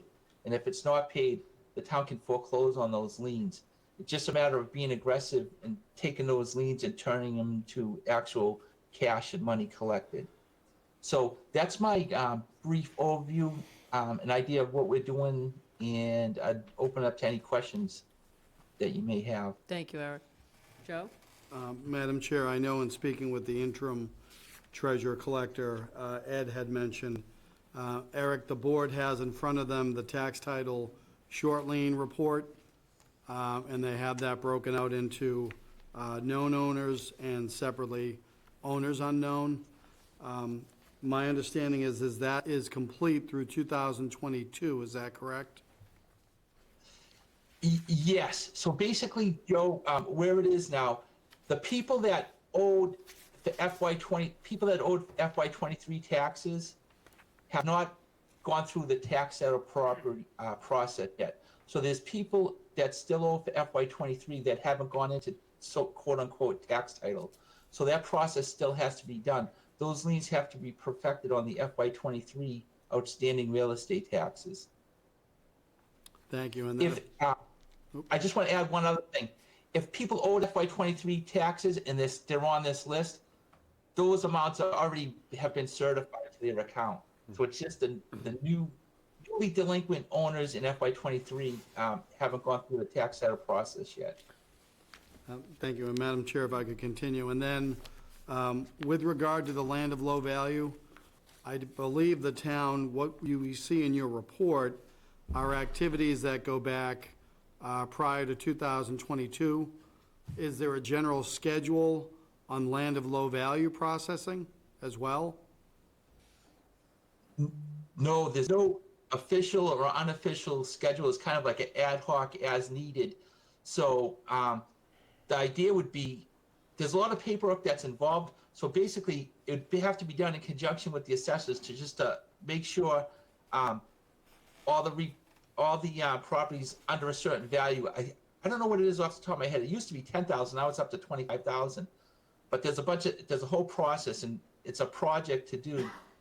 So to answer your question directly, there's no official routine process, but unofficially, anything that's on this list that could qualify should be done. Thank you. And last one, Madam Sure. Chair, if I could. So in the document known as the tax title short lien report, as Mr. Kinshirf and Mr. Spellman before him had indicated, that is sorted by ascending order, largest bill to lowest. I believe Mr. Spellman had also indicated that if you search by year, exactly half of these properties date back to a 2002 action. So there are only a handful prior and less than half after that date. Not sure the significance of that, but that makes up that report relative to that level of sorting. Eric, did Mr. Spellman indicate why that may be the case? No, Joe, he did not. Thank you. I can only theorize, why that may be the case. But my theory is that possibly that the old ones, kind of like owners unknown and so forth, you couldn't communicate with the owners to collect the taxes. So that's what I'm thinking. That's why there's probably a backlog of the older ones. But I don't have any hard data to corroborate that. Thank Thank you, you. Eric. Any other questions? Joe? No, you're good? No, just that I believe, I believe Mr. Spellman had a family conflict. There was going to be some discussion about how the town can handle these 200-plus parcels. I think you folks could speak better than I. I'm aware that there was a prior effort. Eric, that's the concept of selling the liens. Can you walk through that conversation? Yeah, there's a couple ideas, but selling the liens is one way.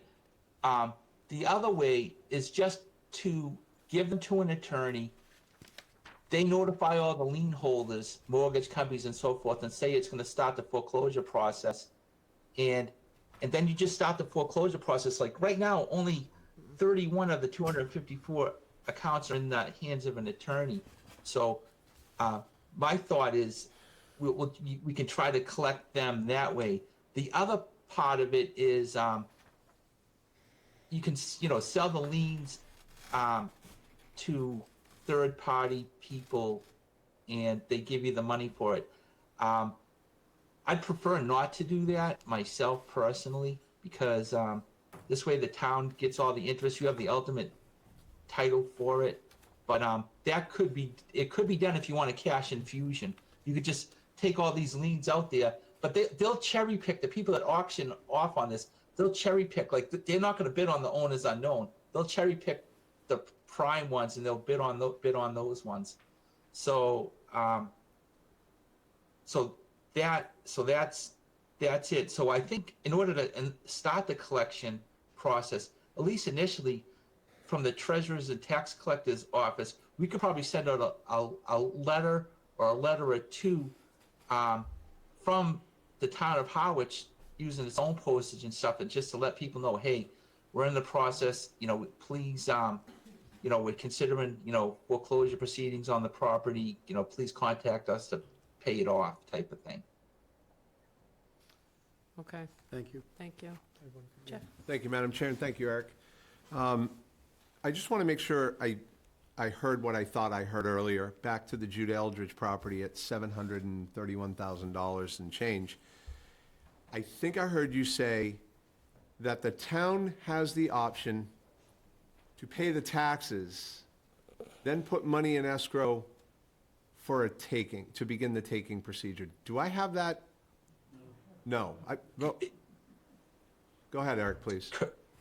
Yeah, I'm not an attorney. This came from the attorney, but basically what it is because it was an eminent domain taking, and probably because they weren't able to contact all the heirs, somebody probably could challenge that taking if an heir comes out of the woodwork. And maybe Catherine can take it from here.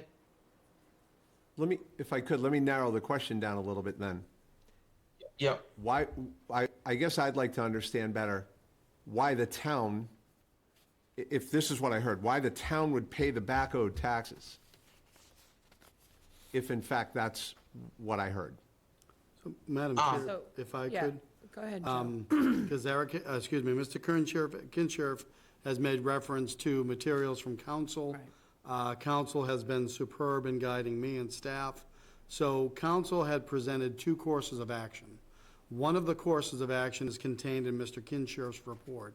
I've referred to that inelegantly as the roll the dice option. However, council may be able to speak to a more standard and perhaps more conservative option. But that is one of the main topics, if I could say, Board Member Handler, to come out of the discussion tonight is which of those two options to take, the one that Mr. Kinshirf has outlined or one that council can speak to that, again, may be more traditional, so to speak. So if I just, Sure, go ahead. if I could, Madam Chair, thank you. I read from the packet, recommended action, and I'm not suggesting this is the recommended action, it's just when reading the packet for the public. Issue a check to the town in the amount of $710,895.57 for tax title amount of outstanding taxes and interest as of the date of the town owner 7/19/23 to pay off and close out Judah Eldridge tax title account. To me, that sounds like the town would be paying back taxes. And if that's the case, I need somebody to tell me why we would do that. So, Yeah, sure. Katie, I think your microphone is muted.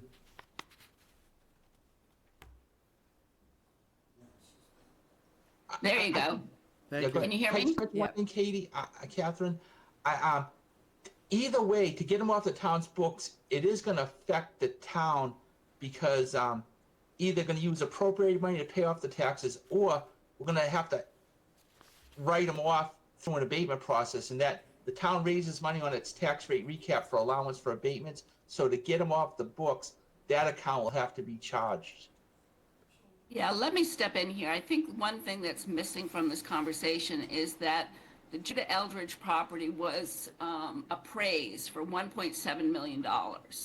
So when the town did the taking on that over a year ago, I believe, it was obligated to pay the owners, although those people are not identified, $1.7 million. The town did two appropriations to pay for this property. The first was, the total was approximately $750,000. I don't have the exact numbers in front of me, but approximately $350,000 are CPA funds. The next appropriation in 2023, I believe it was $400,000. And that was a transfer from free cash. So the town has appropriated through CPA monies and free cash the amount of approximately $750,000. It didn't appropriate the entire $1.7 million because it determined not to do that. But that $1.7 million is, if we knew who the owner was, we would be paying that owner $1.7 million. So, Madam Chair. The question is, Katie, if I could, I thought the amount was 1.2 million. Oh, excuse me, then I have the numbers wrong. It's 1.2, and they appropriated about 750,000, the town did. I'm sorry, I don't have the numbers in front of me. But yes, that's correct. So, they would have paid the owner the $1.2 million if we knew it was Mr. Brown or Mrs. Smith or whatever. So the town is sitting on that $750,000 and has been for, well, I guess since the money would be available as of the date of the taking. And the taking was in 2023, and it was, what month was that? Well, I'm not sure, but sometime in 2023. So the question now is what to do with the $750,000 that the town is holding. Now, the town is owed a little bit less than that in outstanding real estate taxes. So one suggestion is to use that $750,000 that is to purchase the property under Chapter 79, Section 44A. It says that if real estate taxes are owed on property that is being taken, and the collector makes a demand for that money, the collector is entitled to be paid the amount of outstanding taxes before the payment of any damages. So the thought is that the town could use that $750,000 to pay the outstanding taxes, which is something a little bit less than that, and then take the remaining monies and put that in an account for the owner who we don't know, owner or owners who we don't know who that is, because the town is only entitled to be paid what the taxes that are owed, not anything over and above that. So, so the town could put, if someone comes forward at this point, which is not terribly likely given what I know about the titles of this property, but it's possible. The conservative approach that we considered was to hold on to the $750,000 that the town has appropriated to pay an owner or owners that comes forward. If that person comes forward, then the town would have the funds to pay them, because the owner would only be entitled to the 1.2 minus the taxes that are owed, which is something a little like 700,000. If the town doesn't hold that money and the owners come forward, then the town would have to appropriate additional funds, which didn't happen in 2023 and 2018. So those are the two options, but what you need to consider is that the town purchased the property for $1.2 million. So if the funds weren't used to pay the town, I mean, that's the purchase price. So I think that, I hope, helps clarify why the town would be paid the taxes, or could be paid the taxes. So, do you have a follow-up, Well, or it's not clear? No, I think I have a lot of follow-ups, but I'd like to hear some other people talk. So, hold on, David. I'll go to you in a second. Do you have any questions? The intent of this has always been, Sorry, go ahead. and earlier it was used that words matter. A past town administrator did put it out there that that we were going to use this money or get this land and pay the taxes with CPC money. That's really not the intent of what we were doing. It keeps getting said, but what we got was 28 acres of open space. And that's in an area where the largest researchers cleared the most amount of land. So all the people that research land, clear title, all tried at this piece of land, one that lives on that road. And there was a lot of due diligence done as to how fragmented these deeds were. A lot of research.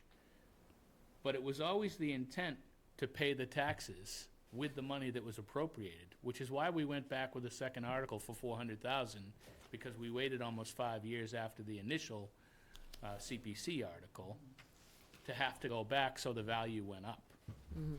So I guess my biggest point is, having looked at the deeds, having been involved in this from the beginning, it's highly unlikely that anyone's gonna come forward on this piece of land when the best researchers that have cleared tons of acres of land in Harwich couldn't do it. But so it was always, and now we're gonna get the money back. We're gonna give the money to ourselves. Now, one of the arguments has been that it's gonna go into operating. My suggestion would be that it doesn't. It would ultimately default to free cash, or we could ultimately decide, once we pay the taxes and it goes into the account, that we're not gonna use that money for anything besides stabilization, land acquisition, or any number of other things that would benefit every single taxpayer. So though some might not agree that we should be paying the taxes with it, it was always the intent. From day one in every single conversation. But that wasn't really the sole emphasis. The sole emphasis was to get 28 acres of open space. So we're gonna pay ourselves and get our money back. What the board decides to do with that, when we end up getting, because we didn't anticipate getting that money anytime soon, or we certainly weren't planning for it when we did the budget, that money should be minus expenses, used for something to benefit either land acquisition for open space or anything else, or stabilization fund, or OPEB, something that's gonna wastewater debt. But it is, in my opinion, time to move on from the conversation and take the option, take that taxes off that $7.7 million list. I have many, many, many questions, probably too many for tonight, on that list and the process that's being followed now and the 31 properties that are in land court. Never have we been presented with that. So we don't even know what lands those are. That discussion's never been had. And this board voted, and I have to say, I'm very, very, very disappointed in administration, because this board voted to put me as a point person on these projects. Land of low value, which before tonight, we were crystal clear on what land of low value was. Before tonight, we were crystal clear that we were gonna have another auction. Matter of fact, we voted it. So why we're talking about that is beyond me. But it's time to do what we said we were gonna do, and at least share. I've been in the dark until this packet came out. And I've been asking this to be on the agenda since Mary. And for one reason or another, it hasn't been on. And then last week, the chair announced that we were getting a legal opinion. A week prior to that, I was told we were getting a legal opinion, and the email didn't go out from the town administrator till May 29th at 5:52 at night. And the response came in today, where I didn't have any time to do any due diligence on the legal, which I'm happy that Katie Klein is here tonight. But the timeline doesn't match what's being said. Real estate and open space has been very, very, very patient, too patient. And we talk about, all this talk about committees and making people happy. Every year they come before us with properties. Every year we say we're gonna do something, and we haven't kicked it off. And town meeting 2 years ago voted 500,000. We've only spent, I'm not sure what's been spent since, but the last report was $8,000 out of the 500. Now we have another $1.5 million, and I would ask this board to put together a program that we would actually know this information on the 31 properties. And there's a law firm that was missed, Bloom & Bloom, we hired years ago, and that's not listed on there. But it's my understanding that we get back our legal fees, principal and interest, and the taxes. So why don't we hire 10 law firms? Because if it's free and we have the money to do it, why aren't we doing it? That's one, and again, we're in hopefully a much broader conversation on how we're gonna proceed on this, but again, I can't tell you how frustrated I am that we're finally getting it now, and some of the information. And I would ask that we put this on the agenda sooner rather than later. This is to benefit every single taxpayer in this town. So just to be clear, you and I had a meeting to go over all this, because I inherited this through, as you said, as you mentioned, Mary, and then got up to speed. And then we've had all the other things that we talked about tonight about having delays in different numbers we were trying to get. So just so the public understands that this was not avoided on an agenda. And as soon as I got legal counsel's email today with that letter, I sent it to all board members. Any other? If I may, yes, you did have a meeting with me. The board voted to put me as a point person. Why am I not being included in these meetings per direction of the board? We've had one meeting on this. The only meeting that I had with anybody else was with you, when we had, there were actually 2 meetings, because then, or maybe not official, but you and I spoke with Ed Spellman, with Joe. So I think that's 2 meetings where we talked about that. And then here we are with this information, and we were waiting on legal's opinion, which we got today. Joe? With regard to legal opinion, the legal opinion that you got today was asked last week relative to a potential future speaker. The other legal opinion that you're referring to was to have been incorporated in tonight's material, the 2 options that council referenced. Mr. Kinshirf has covered the second part of it, the roll the dice. I apologize for that omission. That was supposed to be in there, but that was available. That is not what was done last week. Thank you, Joe. Dave? I would just ask why the board wasn't shared the original, and I don't want to get into this anymore tonight on this level, but this has been being talked about for years, and it goes back again to Mary and my comments about land of low value auction. And matter of fact, it was 2 or 3 months ago, the town administrator presented to us that he was ready to do the last land of low value auction. And tonight it's coming to us as though it's new news. Madam Chair, if I could. It's very frustrating. So the land of low value is not being presented as new news. The presentation by Mr. Kinshirf tonight is to bring everybody up to speed on everything. I'm working with Mr. Kinshirf on the auction of those treasurer deeds, but it was to try to be as complete as possible at one point in time to perhaps reduce some of the frustrations that are being referenced tonight. So that was the net effect. Mr. Kinshirf is presenting this evening because he works for you, the board. So I'm not going to engage in a back and forth either. I'll take whatever lumps I deserve to take. However, the purpose of tonight is to get all parties on the same page, in the same room, on all of the material. And it's not just an audience of 1 or 2. It was meant to be a broader audience than that. And that's what we're here for talking to tonight. And there was meant to be specificity of notice in the agenda, whereby the board, relying upon counsel and financial experts, could make decisions tonight. If you Understood. choose not to, I understand that. Thank you. Before I go to, you had a follow-up, Don? Yeah, this may inform some of what's going to follow, and I'm really almost afraid to ask this, but I'm going to ask, because this has been accumulating through the years. Have we reached the point where the taxes are not accumulating, or does this take a final action that has yet to occur? In the meantime, it just keeps accumulating more taxes. Do you mean specifically? Just Judah Eldridge. Yeah, right, Judah Eldridge. I think that's kind of like the, the elephant in the room, if you will. I mean, So how are we dealing with this? Is this continuing to accumulate taxes as we sit here? I believe that Katie Klein said, and I'm going to Katie on this, because I believe Katie said the town is entitled to the taxes back to July of 2023. Is that correct, Katie, or do I have that date wrong? That's correct. Katie, you're muted. You're muted again.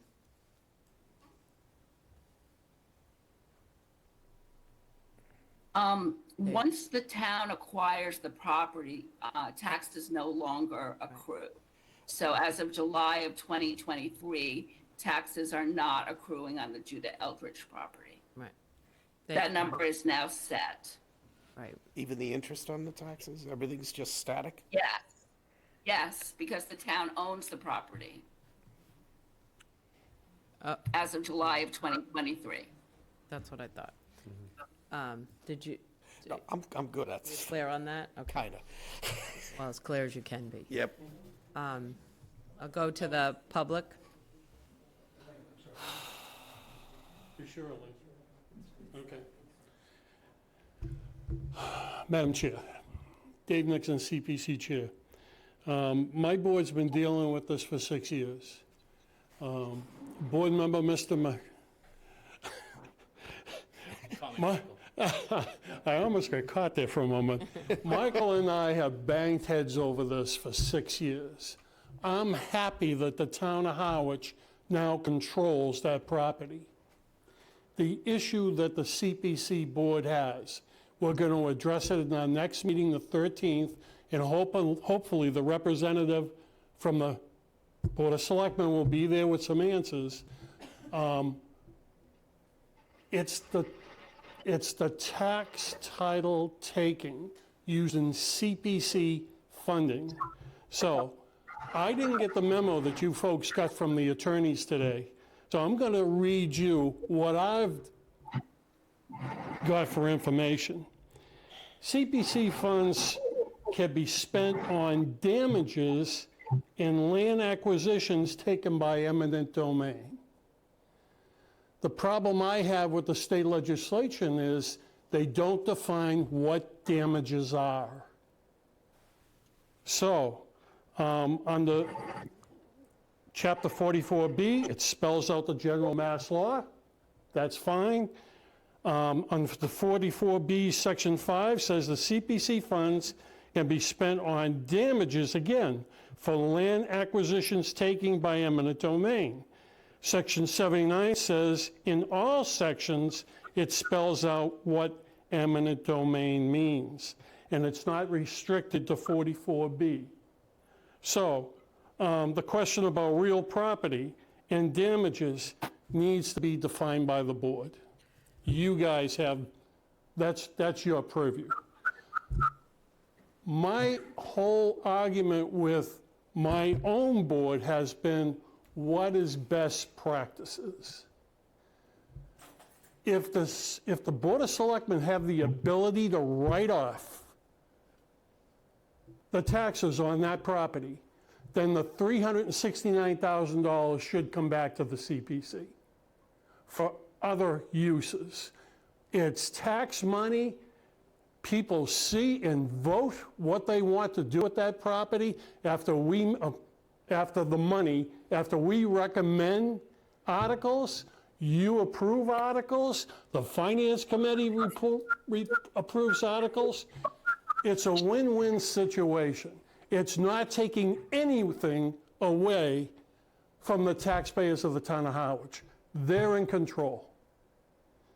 So I don't stretch this out and go off into a tangent, please get some information together to bring to our board to explain what they're doing, what you're doing. And again, if you have the ability to write those taxes off, please return, you have that ability to return that money to the CPA. That's your vote, not ours. Thank you. David.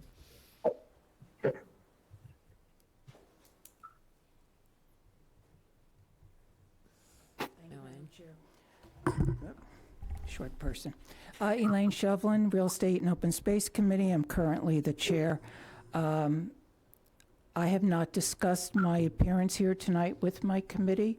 Dave is the only one that knows I'm here because he's here too. So just a few points.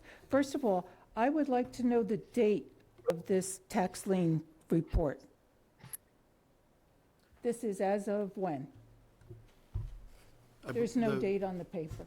The report, I believe, was generated 2 weeks ago by Mr. Spellman, but it is dated up until 2022.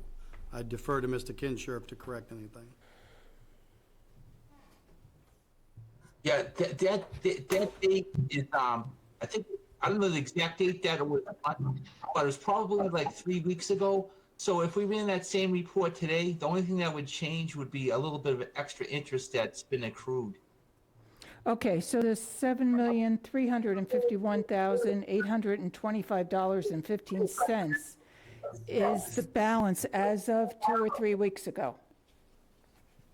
Correct. Okay. The last tax lien report that I had access to was from 10 months ago, last August. And the difference between the balance last August and now is over $400,000. It's $407,789.39. Is the majority of that amount interest and fines and all that, or are there new properties that have been put on the list? I think it's a combination of both. I'd have to verify it. Basically, what might be on the list is people on that list had owed FY23 taxes, may have been added on in that period, so that would account for that. And then obviously, the interest accrues at 16% rate of interest, so it's probably a combination of both. A combination of people that were on the list that owed FY23 taxes, so that would have been added in that period. I potentially, if you said it was like 6 months ago, and the second part of it is it accrues at 16% interest. Okay, thank you. I would just like to remind you all that in December of 2019, the Real Estate and Open Space Committee finalized a list of properties that we set as priorities for the town to look at and be concerned with. That was December 2019. Matt, is there a way, it seems like there's background noise there. Is there any way you can mute it? Katie, could you mute your microphone? Thank you. Okay. At that time, and then we had a joint meeting with the board. Not all of you were on the board at that time, but we did have a joint meeting. And at that time, the total amount owed was $797,826.27. From your list today that I got, that number is now up to $1,117,493.96. So, if these properties had been dealt with back in 2022, when you originally got all this information and agreed to work on them, look at how much money has accrued since then. There's one property that's on here that has been on the taxing list since 1985, okay? The chances of ever collecting this, that has gone from $205,533 to $233,819. Why? Why? The money is there to look at these properties. The money is there to act on them. They may not be, some of them are in this top 10. I'm glad to see at least 3 of them are. But why? The money is there to do it. You could clear off just on this one area. This is just one of the 3 areas that we recommended. There's approximately a little bit more than 30 acres in East Harwich that we are trying to protect or use even for housing, conservation, municipal use, the water department, all properties that would be useful for in different ways, okay? Why? Why are we still looking at those properties and nothing's been done on them? We have not had a meeting with Real Estate and Open Space, because why should we? Why should we go through this tax lien list again and look for properties if nothing's going to happen? We're just putting more stuff on deck that's never going to move up. The other thing I would ask is that we need to work closely, as always, with the tax collector's office, with the assessor's office. I understand all the background and everything now is getting up to speed. I would like to see on this tax lien list another column. I would like to see in that column, across from that, has that particular parcel, is there a payment plan been made? Has it been sent to foreclosure? Is it in land court? Has anything been done?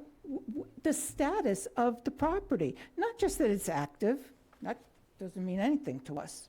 If we had that determination and then started looking at some of these other properties, we would know whether, okay, it's already in foreclosure, we'll just stay away from it. There's a payment plan, so we're not going to look at that. We need that information in order for our committee to do the charge that we've been given. And I hope from now on, we'll be able to have access more frequently, and we'll be able to sit, I've asked about properties. Properties were put in the newspaper at one time, telling people they had to, show up by a certain date, otherwise it would go to foreclosure. I asked if if anybody showed up. I couldn't get an answer because I had to go back and tell them each one so they could individually look, and they didn't have time to do it at the time. I know things have changed, but still, there's no, information isn't moving in the right directions. Thank you for your time. I Thank you, appreciate Elaine. it.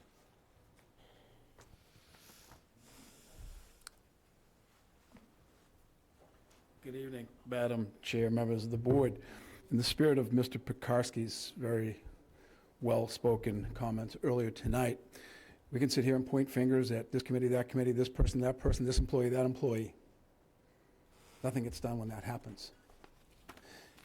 I've also heard for a long time, we're going to get together with all the parties involved, all the committees involved, all the members of the board that are going to be involved, from administration and so forth. We have folks from real estate and open space, our board of assessors, we see our good friends from CPC. It's time that you appoint either a subcommittee or a committee to get together to bring all these parties together to look at all these issues. Mr. Kimshire said tonight that potentially those taxes could be paid from the overlay account. I know of no authority that we as a board have to pay that. Something's got to get done.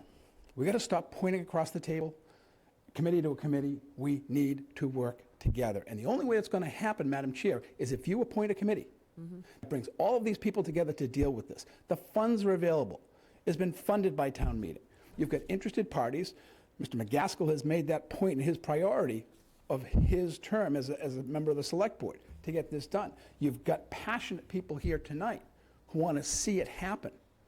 You can't do it at an hour and 1 hour at a select board meeting. The TA is overwhelmed. You saw the book of work that the assistant town administrator has that she was dealing with tonight. No one person, I know our assessor who's trying to put another list together, did not have the time to get it done today because she's down a person in her office. It's happening. Let's stop pointing fingers. Let's come together. And I think it's upon you as a board to appoint a subcommittee of all of these parties together to come up with a way to get it done, to find out how you're going to pay for some of these. Can we do it through overlay? Get town council involved. Let's not hear differing legal opinions. The only way we're going to solve it is by coming together, no longer pointing fingers, but working together. So I would ask that your board consider putting together a committee of all of those parties of this meeting that we've been going to have for the last year and a half. And let's get done, please. Thank you, Richard. Don? Thank you, Madam Chair. I understand what Richard said, and let me go back to, something to affirm where we're heading towards here.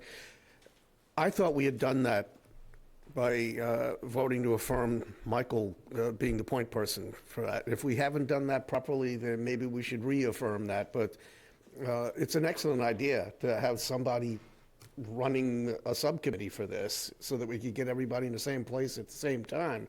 Do you feel you have the authority right now to do something? Because I thought we voted to give you that. I don't. And quite frankly, I've been waiting for administration to put together what we talked about. Okay, let's talk about the future, though. I'm ready to go. Can I make a motion, then we appoint Michael to assemble a subcommittee to get to a conclusion for all of this?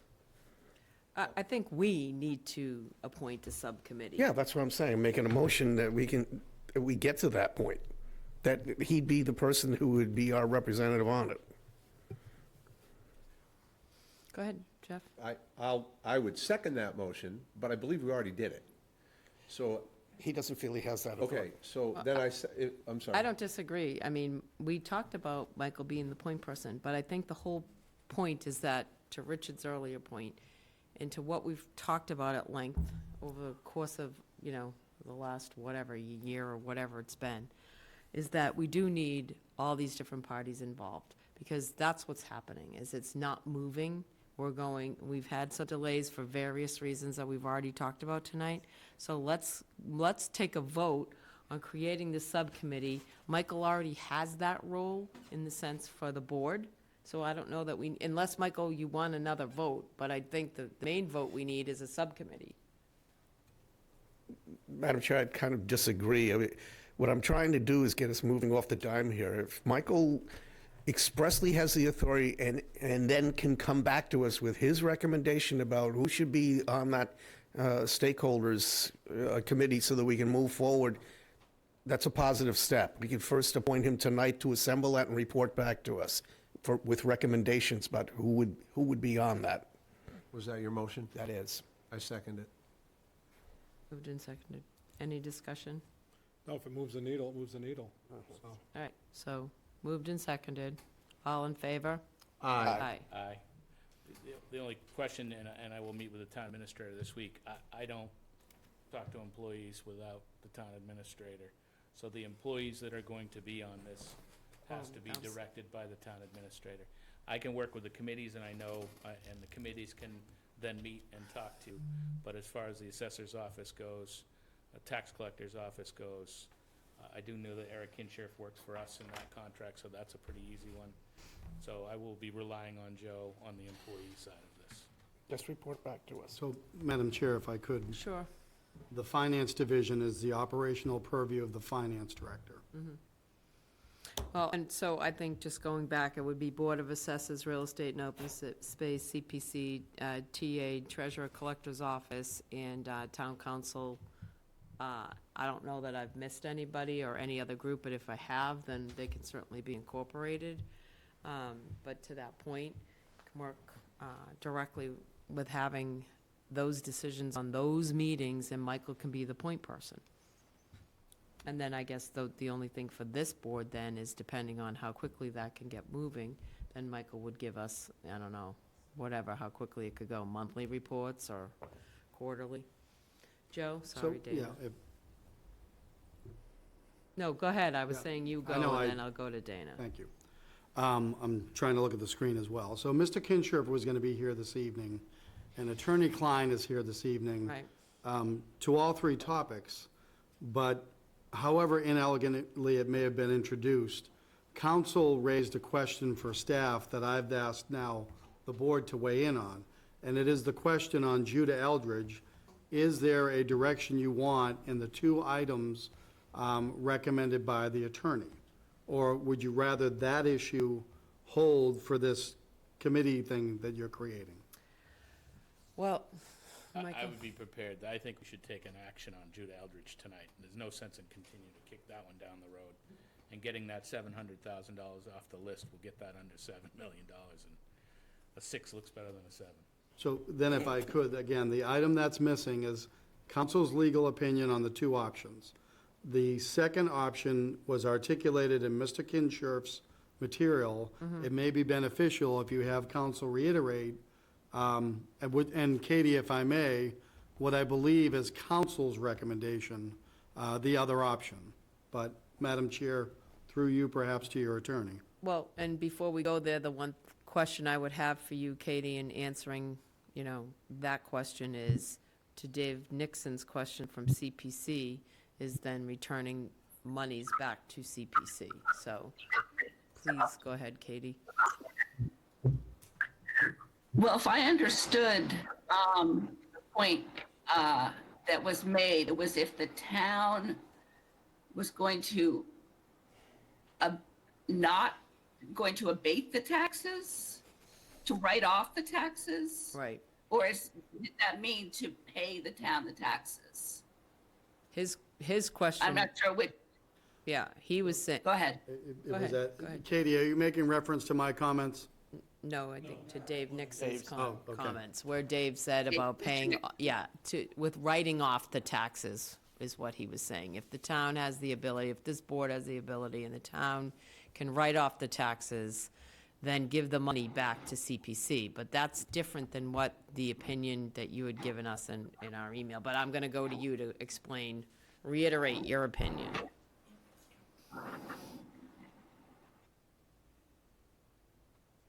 Can I mention something here? Sure, go ahead. Just to be clear, town can't write off the taxes. Basically, what they have to do is not write off, they have to write into the Division of Local Services for permission to abate the taxes via Chapter 8, Section 58. So, and if that's the case, the town has to have enough money in their overlay account. And I just want to suggest one thing. If the intent is to give the CPC back their money, one thing that could happen is, when the free cash is certified, it's going to be $710,000 higher than it otherwise would be. So you could consider an article at the October special town meeting to take that $369,000 from free cash, which is because we have the taxes, and appropriate it to the CPC fund. That's just a practical way of doing it. So I just offer that as a suggestion. Thank you, If Eric. that's what you wanted. Thank you.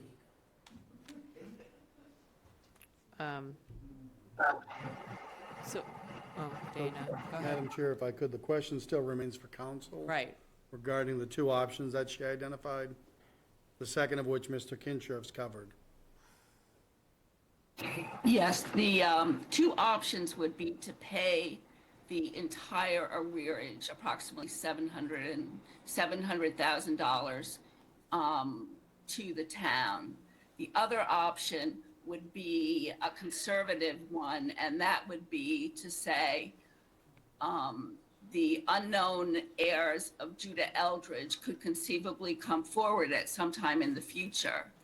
And rather than pay the town the outstanding taxes, the town would set aside the amount that would properly be paid to the heirs of Judah Eldridge, which would be the $1.2 million less the approximately $700,000, and hold at least $500,000 in escrow in the event that the heirs of Judah Eldridge came forward and requested the surplus funds, so to speak, meaning the amount of the appraised value of the property less the outstanding taxes, which is what they're entitled to.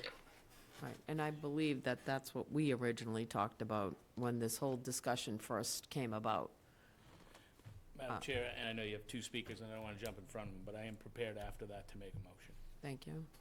Dana? I would just ask that a member of the Finance Committee be included on this committee only because of the idea of using abatement money to pay this costs us twice as much, and that's probably the least available way to go. And when you talk about potential uses of a block of money like this, we would like to be able to at least know, be informed directly, rather than hear later about it. I So don't we'd see a like to be a problem member. in having somebody from FinCom on that subcommittee. David? Did you have a follow-up comment? Apparently, it's not going to do any good because you've already pretty much made up your mind what you're going to do. That wasn't the intent of that CPC article. I'm just telling you right now, that was not the intent of town meeting. So you take it for whatever it's worth. Thank you, David. I don't know that oh, sorry. Yeah, and I would just say that the intent was to purchase 28 acres of land that had bad taxes on it. So this isn't, we didn't get a second appropriation because we didn't talk about this. We knew what the debt was, and we got a second appropriation in free cash. So as far as going forward, and I thought the idea of creating an article, because this money's going to fall in free cash, to give CPC back money minus whatever expenses that we put into it, I certainly would have that conversation, and I think that was a great suggestion. In some way or another, rather than put it into an operating budget, a benefit to every single taxpayer makes sense. And an article to give back the money also makes sense. So future conversation, and I think that's a win for everybody. We're buying the land from ourselves, so we can decide in another conversation on how to get that done. But I think to move forward, I would move that we issue a check to the town in the amount of $710,895.57 for the tax title amount of outstanding taxes and interest as of the date of the town ownership, 7/19/23, to pay off and close out the Judah Eldridge tax title account. I'll second for discussion. Moved and seconded. Discussion. Just one final comment, and that's one heck of a deal for that amount of acreage in Harwich right now. Thank you, Richard. Any other board members have any comments? Don? Yeah, I would like to support David here and just say that that would be my preferred mechanism. If we do this, it just goes back to them on an article once it gets generated as free cash because it wasn't ever ours in the first place. Jeff? Yeah, and I'd like to go on record as well to support what Don just said, and my reconsideration in this from the very beginning has come from great information from Eric and our council, Michael, and the rest of the board, and our public. So I'm in support of this as long as we move forward with the CPC at the end of the day. Right, and I'm in agreement too, to create an article and return money to CPC.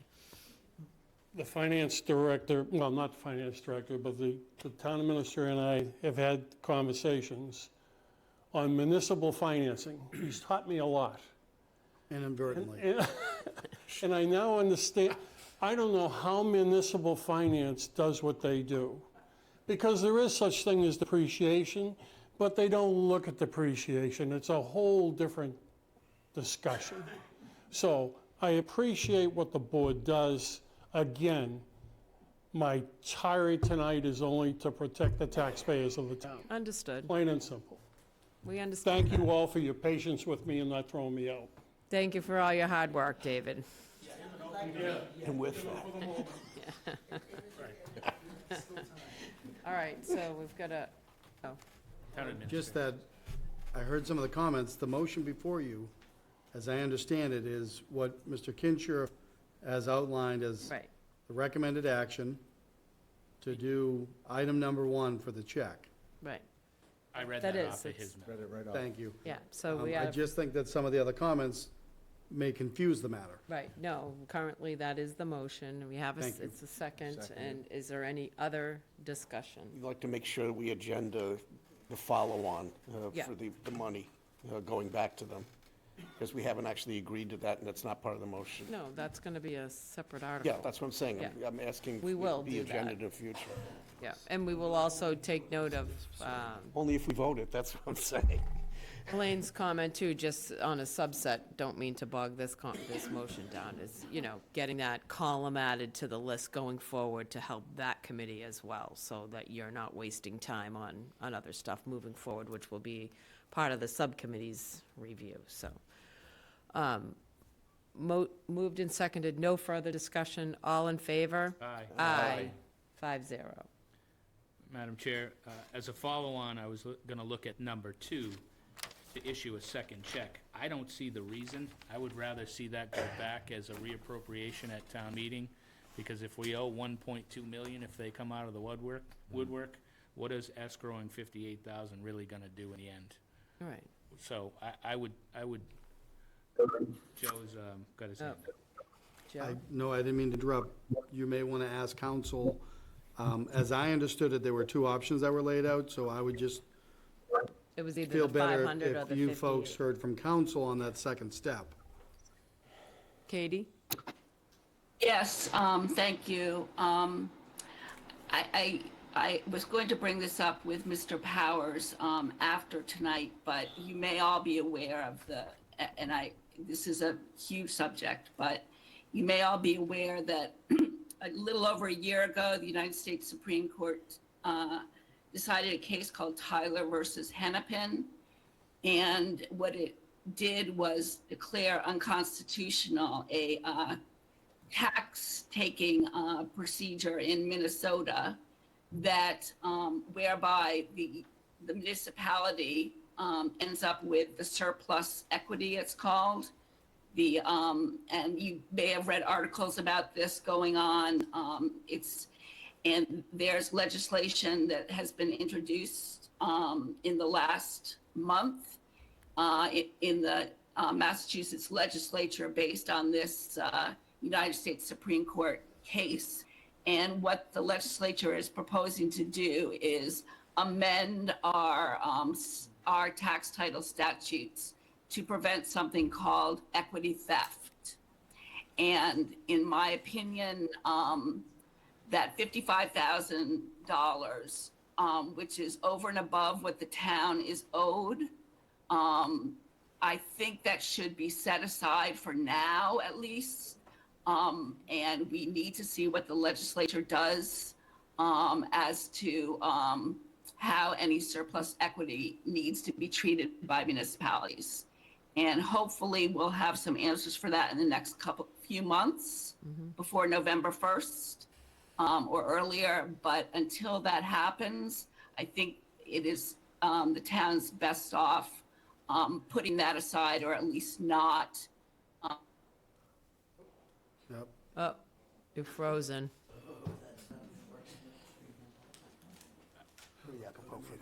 I heard enough to make a follow-up motion. So, well, I had a question on that, because the 500,000, if we were to do that instead, if that was safer, in the sense that we do the checks, and then we decide to say that we would then attribute the 500, which was more conservative. So the difference between the 1.2 and the 700,000, roughly, those Yeah. aren't exact numbers, would be the 500,000 versus the percentage, the 58,000, which is a percentage. But we didn't appropriate 58 is all to we that have. level. I'm just saying, I just want to understand that if she's saying based on this equity thing that she just brought up, is that, Frozen in time. yeah, she's frozen. She'll be there by the time we finish what we're saying. Well, and I guess equity theft, you'd probably have to, somebody would have to prove who we took it from. No, right, I get that, but If it was But ours, if I there's get it. any, and again, I think if I recall correctly, when we went through this whole painstaking process to make this decision to move forward, the parcels were so many and so, so tiny that I don't think that anyone would be able to make a claim on, even $100,000 or something like that, So if you don't mind, I'll make the second motion. We can always come back and reconsider the second motion, but we'll get this off of our plate Yeah. tonight. So I'd move that we issue a second check and deposit into a separate escrow account in the name of Judah Eldridge with a balance of the funds, $58,104.43. Second. Moved and seconded. Any discussion? All in favor? Aye. Aye, 5-0. Can we take E out of? Yes, so in terms of this item for our agenda, Joe, you've got what you need to move forward, right? And then, I guess the only other Sure. part of With the this, advice of counsel, I will say yes. yeah, well, and the only other part of this, and Katie is back. The only other piece of this that will come back is the subcommittee and moving forward on that. Madam Chair, I have two follow-up questions, and it was related, because I do believe the town administrator put this on here, and he's mentioned it for a reason, so that we take some action and give some direction. The land of low value, other than bringing us up to speed, is there a next motion that you're looking for, or anything to direct you to do another auction on those last 7 parcels? So there is not, but what I've talked to Mr. Kinshirf about, both he and Mr. Spellman have more experience in that than I do, so I'd like to work with them to conclude that last matter. Okay, so that'll come back to us, or you have enough direction? You've now to already do it? voted, correct, so then it would just be an update on what happened as Yeah. a result of the auction. Thank you. And then on the other Do you, one, well, just so we don't have a question on that, what's the time frame on that? Can you give an idea? That's what I'd have to talk to Okay. Ed and Eric about. So you may just come back with an update on that too, so we have that. and lastly, on the tax title outstanding list, I understand the subcommittee But can I ask on these 9 properties totaling the 1.7 million, I believe, or whatever it is, 1 point something million, can I ask that they create a document for us showing what status they're in? The owner is unknown and will be in no status, but the other ones, are they part of the 31 that are in land court? That's what I was asking for, that extra category Okay. too, so you have that So information. if we could get that, because it would be, I know that the top property that Real Estate and Open Space Chair talked about tonight, the $233,000 one, was on their priority list. That was one of the priority properties. So if we could give some direction leaving here tonight to start on that one, so that we don't delay any more weeks. Well, let's just identify that so we know we're all talking about the same. So we identified, it's Donald Newton, Halls Way. It goes back to 2002. Okay, so And that's then- number 2 under the, And then the rest of the green to get status on. Thank you, if I may. We've been referring to those internally as the top 10.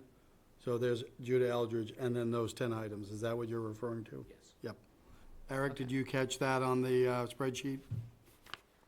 Absolutely, and that was a good suggestion. We planned on doing that, so we can update the spreadsheet with that status column, with the different categories. So that's not a problem. perfect, thank you. And Madam Chair, just through you, council's back. Yep. If I may. So, Katie, the board voted the second step of the check. Oh, you're muted, Katie. And we're not paying for Eric's extra help. Yeah, yes, sorry. I heard that motion and vote, thank you. Thank Okay, you. great, thank you. So now, everybody has what they need to be able to move forward. And last one, I promise, just so that we don't leave the room, it was mentioned, the last time we talked about selling tax liens, they had picket signs in front of Town Hall. I am not at all interested in selling our tax liens. Certainly would have, but I don't want one comment making the paper about the town of Harwich talking about selling the tax liens. Right. We haven't had that conversation yet, and I certainly would vote no on that one. Thank you. Okay, Madam Chair, before you exit, if I could just ask of Mr. Kinshirf, did he have any questions? Or, Eric, do you think you have enough guidance for No, the absolutely. internal team to pick this up? Clear as day. No, Okay. we got it. So basically, we'll expect a voucher to come in, charging the appropriate accounts to issue the checks. We'll pay off the taxes. That'll take care of that property. We'll create the escrow account with the other, check, and we'll update that tax title short report with a status. So those are my takeaways tonight. great, thank you. And thank you, Katie. We appreciate all your time and effort.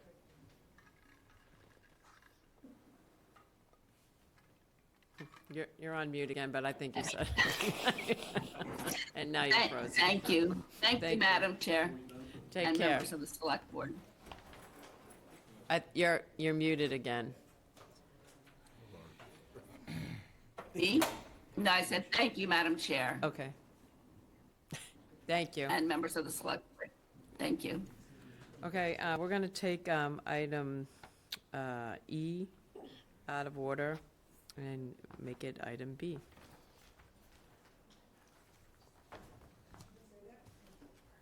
If we could. Excuse me, What? are you going to E instead of B? Yes. We'll go back. Here for B, and I've been here for, This will take 2 seconds. Okay. 2 minutes, maybe. Well, yeah, maybe 2 minutes. Okay, can I get a read on the item E? It's a motion that somebody has to make. Well, it's discussion. No, it's a discussion, it's a bring back of a discussion. Item E, discussion on golf committee charge and golf committee appointments. Frank Wycheck Jr., full member, term to expire 6/30/25. Eric Clark, full member, term to expire 6/30/27. And John Adams, full member, term to expire 6/30/27. Thank you. Did you want to, I don't have anything to say other than I'm prepared to make a motion. okay, does anyone have any items to discuss on this? Ronnie makes the motion. I move that we approve to appoint Frank Wysek Jr., full member, term to expire 6/30/2025. Eric Clark, full member, term to expire 6/30/2027. And John Adams, full member, term to expire 6/30/2027. Second. Moved and seconded. Discussion, Dawn. Yeah, I'm not going to, I'll give you the express version of this.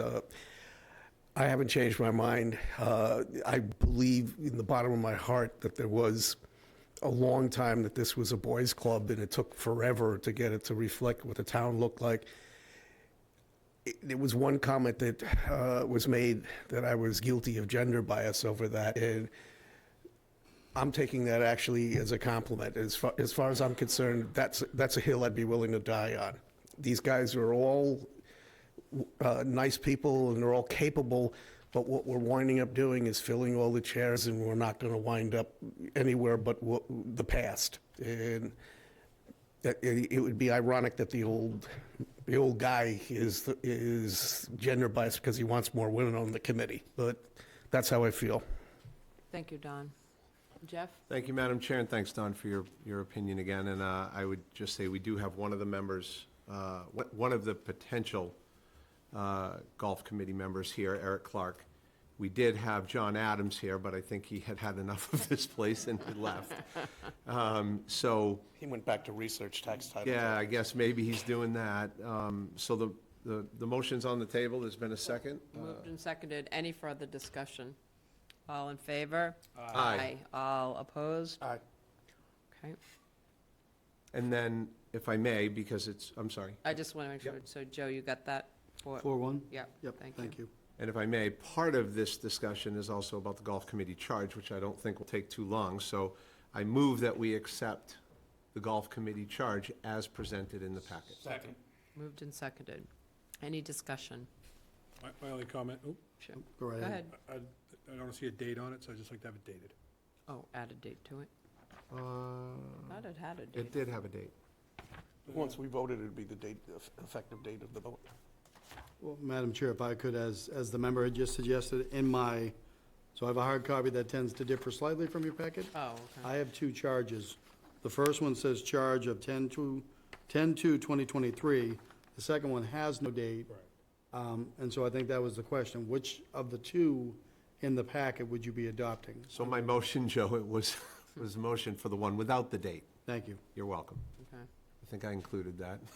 So, all right, so we'll refer to that as today's date now? That would be today's date. Today's date, okay. Okay, so, we're good with that. We have to vote. Oh, we didn't Yeah, we vote? probably I thought should we vote. voted. All in favor, all in favor? Aye. 5-0, sorry, I was going back to the previous vote.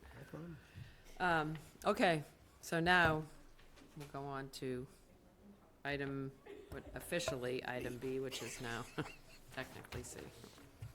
Discussion on Howard Center lines and parking. Michael, you asked for this one? Yeah, I know Don had a follow-up meeting with the owner of the property, so Don, if you want to take the lead on Oh. this, I just asked that it be put on the agenda. Yeah, thank you, Michael. Michael couldn't make it out there with it. COVID presented both some opportunities and some challenges, and so we wound up doing some things, especially in town center. I know what the history of that was and sight lines and all that, but as a practical matter, the Masonic Hall is upstairs, but the tenants downstairs are taking a heck of a beating because there's no parking anywhere on that side of the street. Looking at where the bounds are for the property, it looks like we could cut back, still have a sizable sidewalk, but cut back enough curbing from their abutting neighbor up to basically where the Exchange Park is. And it would afford 2, maybe 3 parking spaces so that the shops that are at the ground level had some relief. Because right now, yeah, I get that there's parking, but it's all on the other side. I mean, in the summertime, that becomes chaotic, and we're really talking about really, really small businesses here, that the velocity of people that come and go are not that great. I haven't worked out yet, I mean, and certainly it's not on this agenda, but, you know, how that would work in terms of the surveying and who would pay for anything, but I think it's something we should consider, I mean, because it really is putting a hardship on the folks at the ground level. Michael? Yeah, just to piggyback off that, I agree 100%. Joe, Town Administrator, had a follow-up meeting, it was probably about a year ago, with the stakeholders in Harwich Center. So I'm not sure we ever got a report from that stakeholders meeting, but I would love to see 2, maybe 3 parking spots there. And I know that there was a small gap that didn't make it, so if we had parking on both sides of the road, that we didn't comply with state law based on passage. With that cut-in, I believe Orleans did it, and they did a beautiful job with theirs. We have money, we have a sidewalk fund, and we have the beautification article, 50,000, that was approved for the villages. So there is money to do this, and I would support bringing this forward sooner rather than later. I know the owner or manager of that Pilgrim Hall has been trying desperately to get us to have this conversation, so. And it's worth noting that the curbing is granite, so it's likely that we'd be able to lift it and reuse it, rather than having to remake everything. Did Joe, I don't know if you know this offhand, but were there any grants received with that, and was there any impact to that? So yes, the Harwich Center, I think the state may refer to it as traffic calming measures, was through a grant that was available during the early stages, I believe, or the primary stages of COVID. But yes, there was state money involved. So there would be some implications would we have to? There may be. I mean, I think what I took tonight was, there's a question or a comment about curbing going towards Sisson Road on the right-hand side of the road, so that may not have been contemplated within the grant, so that might be available, if that's what I've heard tonight. Yeah, I would want to see better laid out what exact area we're talking about, because I have to say, as much as I appreciate all the discussions we've had about parking in all sorts of areas, I'm never in favor of losing parking, but I will say that I breathe a little easier driving through Harwich Center these days, to not worry that I'm going to get either sideswiped or sideswipe somebody else. So I would just want to see that on a plan.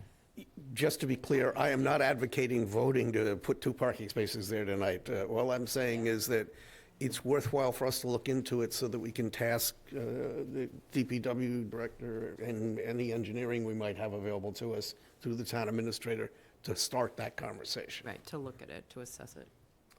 Go ahead, Joe. Yeah, thank you, and I would absolutely support this. I also have been out to the area, and I've met with some of the businesses that are, in very close proximity to where we're speaking. And because this says parking, I'm going to go out a little bit on a limb and suggest that we find somewhere to put a bike rack or sorts, because the other day I drove by and there were just bikes laid all over the grass and so forth and so on. So I think if while we're doing this, we can maybe look at where a bike rack could go, because the bike trail dumps right there, and a lot of people like to go to one of the local establishments for either lunch or breakfast, and I think just to clean up the area, I think a simple bike rack somewhere would be appropriate. Okay, so, did you want to? Yes. Sure, go ahead. I've never done that before, come up on here. I'm Janine Joseph, I'm the owner of Firefly Boutique, and I'm in the center of Harwich. I feel like there's no reason why the sidewalk can't be cut back, only because I've had a lot of complaints about the sidewalk, especially for older people, and a few have tripped. So, one, it's very dangerous because it's very broken up. Also, I had a lady actually walk to the boutique because she's scared to death to drive through the center because of all the traffic and the craziness. I feel that since you took away the parking there, the trucks go through there at like 40 miles an hour. I'm surprised there's actually not more accidents. When people do park there, I actually have video of how much slower they go because they have to be more aware of the cars that are there. I've actually had the police come into my store, okay, and ask people if they parked there. And somebody actually got a ticket and has never been back.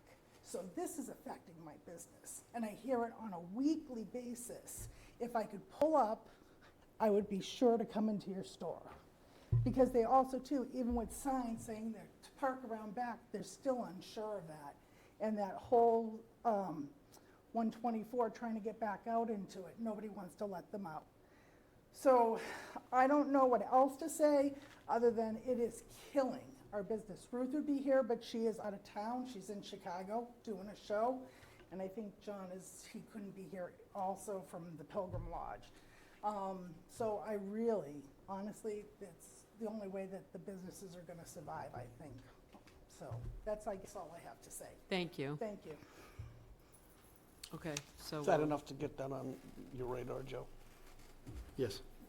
Okay, thank you. So now we can go on to item, Lost C. sense of the alphabet. yeah, I know, it's really D. So, Discussion on goals and objectives. Right. So I put together The end sooner. a spreadsheet that you all shared, your different goals and objectives. Anywhere that I thought it was, that it was duplicative, and if there was anything to add to that particular subject line, I did so. I did not go, there's not everybody's exact words in every line, but if I didn't catch the spirit of your thing, please share. And there were obviously some areas where people said the same thing, so that's why you see the different members' initials below. And just for the public, as I already told you all, I just numbered them for clarity in terms of calling them out, but they're not in any type of priority. So I'll say that to open up the discussion. I think the ones that you can see multiple initials obviously had some traction for different board members. Madam Chair. Don? Thank you, Madam Chair. Well, I've got no problem discussing that tonight, and I'm probably one of the parties of the first part that caused some of this, because I sent it to you over the weekend. But I think this kind of deserves, especially since we're doing it somewhat differently, it deserves a bigger discussion, and it's almost 9 o'clock. I was hoping that we could briefly discuss this and then get into exactly what we want to adopt as our goals and objectives. Oh, Because that's how I saw this. I saw okay, this so you're as- not looking for us to I say s- up yeah, or down? I saw this as a round one, because this was the Terrific. first time I had everybody's. And I know you gave me TA. Yeah, and I have a hard copy tonight to pass each of you for the select board, and I'll send you the electronic copy Great, tomorrow. and then I can And my incorporate apologies that. for not having it sooner. No, so for now, and that was the other thing, is anywhere it was, TA or select board or both of us, I called that out. So I can then update it to reflect this. But yeah, I think this is sort of round one of discussion, but I would like to see us solidify our goals and objectives so we can move forward with what all that brings us. So, does anyone, I don't know, like in terms of, is there any issue with the spreadsheet that I gave you? Is it clear enough? Does anybody feel like anything's missing from what their overall info they shared? Go ahead. I'd just like to reiterate what I've said over the course of a few meetings, that if it gets to be too large, I mean, we're going to have to pick off the grand ones, because if it gets to be too large, it's going to be meaningless. There's going to be 3 pages of goals and objectives, and nobody's going to follow any of them. Well, and actually, can I ask you, because I had to do this in red so it would stand out to me to ask the question, but I had on the item number 24, you had reports to Select Board on all departmental operations and emerging issues, and I said C21, because to me, I was trying to figure out really the difference there. Yeah, I haven't had the time to analyze what you printed out. That's why I was saying I wasn't ready to do anything. But some of these are really similar enough where if they're made a little bit more universal, Yeah. that would be the goal. Then maybe the better thing to do is to take it and assess it, because I only shared it with you this morning, because I only was able to finish it. I was going to say, in fairness, we didn't get it to you in So, time, so. yeah, so maybe that's what we do, is just take it. fell on that and sword. I didn't, I'm sorry. So, and I'll put it I on. didn't either. Yeah, I did get stuff late, but whatever. I mean, if you all take it, look at it, try to figure out what you want to do, and maybe the next assignment on this then, so we can really make some real traction on it, is to maybe pick your, I don't know, top 10 or top 5 of what you think, so that we can then start the discussion at a higher level for the next one. Next week, we have the dog hearing, so, yeah, so I mean, I'm not opposed to if we're Dana's all been to together them, here too. meeting, I'm not opposed to having a meeting after that, so we could make some progress, but I guess we can figure out if that works. I think if you agenda it for after and we have time, because the dog hearing could be very quick, and then we could just do goals and objectives. Right, and then just, I'm fine with that. You said that, I didn't. all right. So why don't we do that, because then, The yeah, dog hearing is a standalone. That's it. There's nothing after that. Okay. no. So, and we might need it anyway. It's your first hearing, right? We might need Yes. that follow-up anyways, so, You might need the time afterwards. yeah, all right, so let's do that then, okay. And then, what's the next item? Quick enough. Item D, Select Board Member Howell to provide an update on the Harwich Accessibility Rights Committee. Okay, And that was sent yep, also. yep. As promised, Jeff, it's analogous to what you did to the golf committee, so it shouldn't be overly controversial. I move that we approve the updated Harwich Accessibility Rights Committee charge as presented, To be dated today. to be dated today. Second. Okay, moved and seconded. Any discussion? Who seconded? Me. Thank you. Michael? Don, was Megan involved in this at all? No, because in looking at the old charge, there's some of this that's institutional on the government side, like the compliance officer, which has nothing to do with this committee because they never should have been charged with any of that. It is an official duty of the office.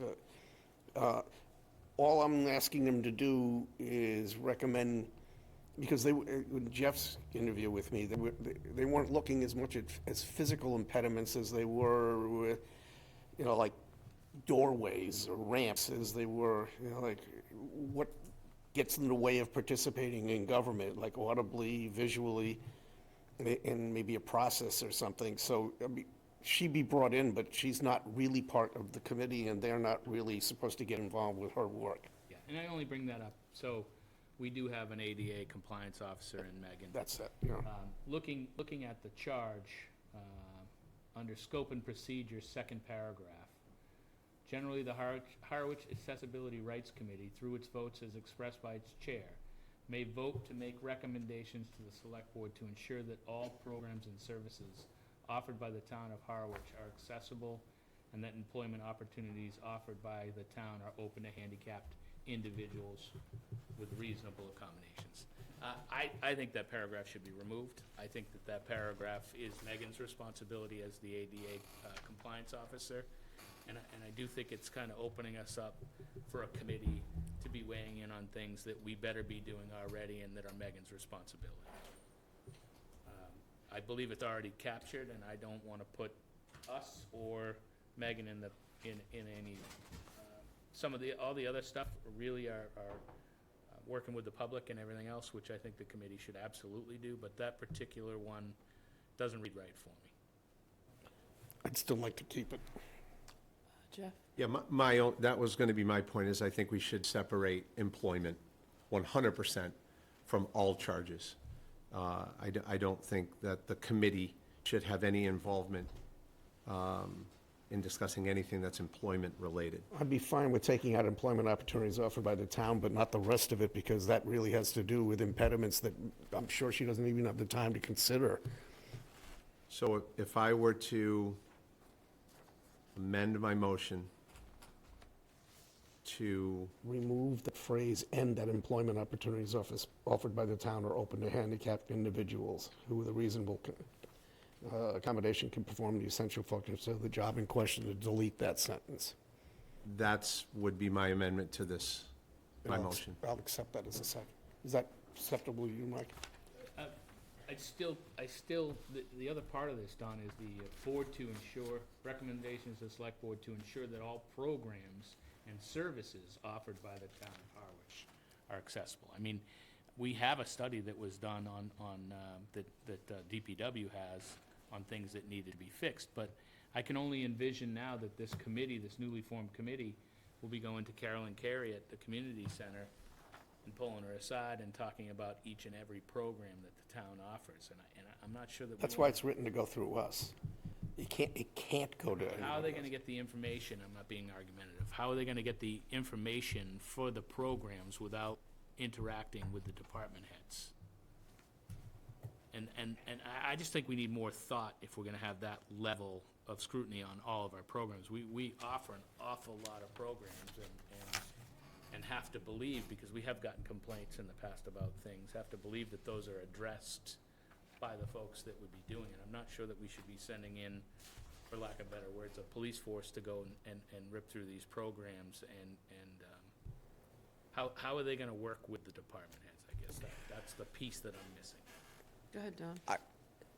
I wasn't anticipating utilizing that language to even do that.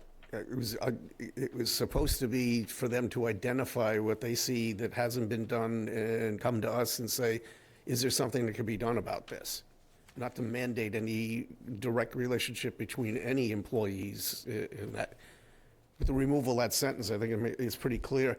Because some of this, I mean, Jeff, you were in that one interview. Some of this is stuff that we didn't even anticipate discussing. I mean, so you can't know what the problems are until you get somebody who's on the user end saying, yeah, there's still a problem here. Can you talk about how to resolve that?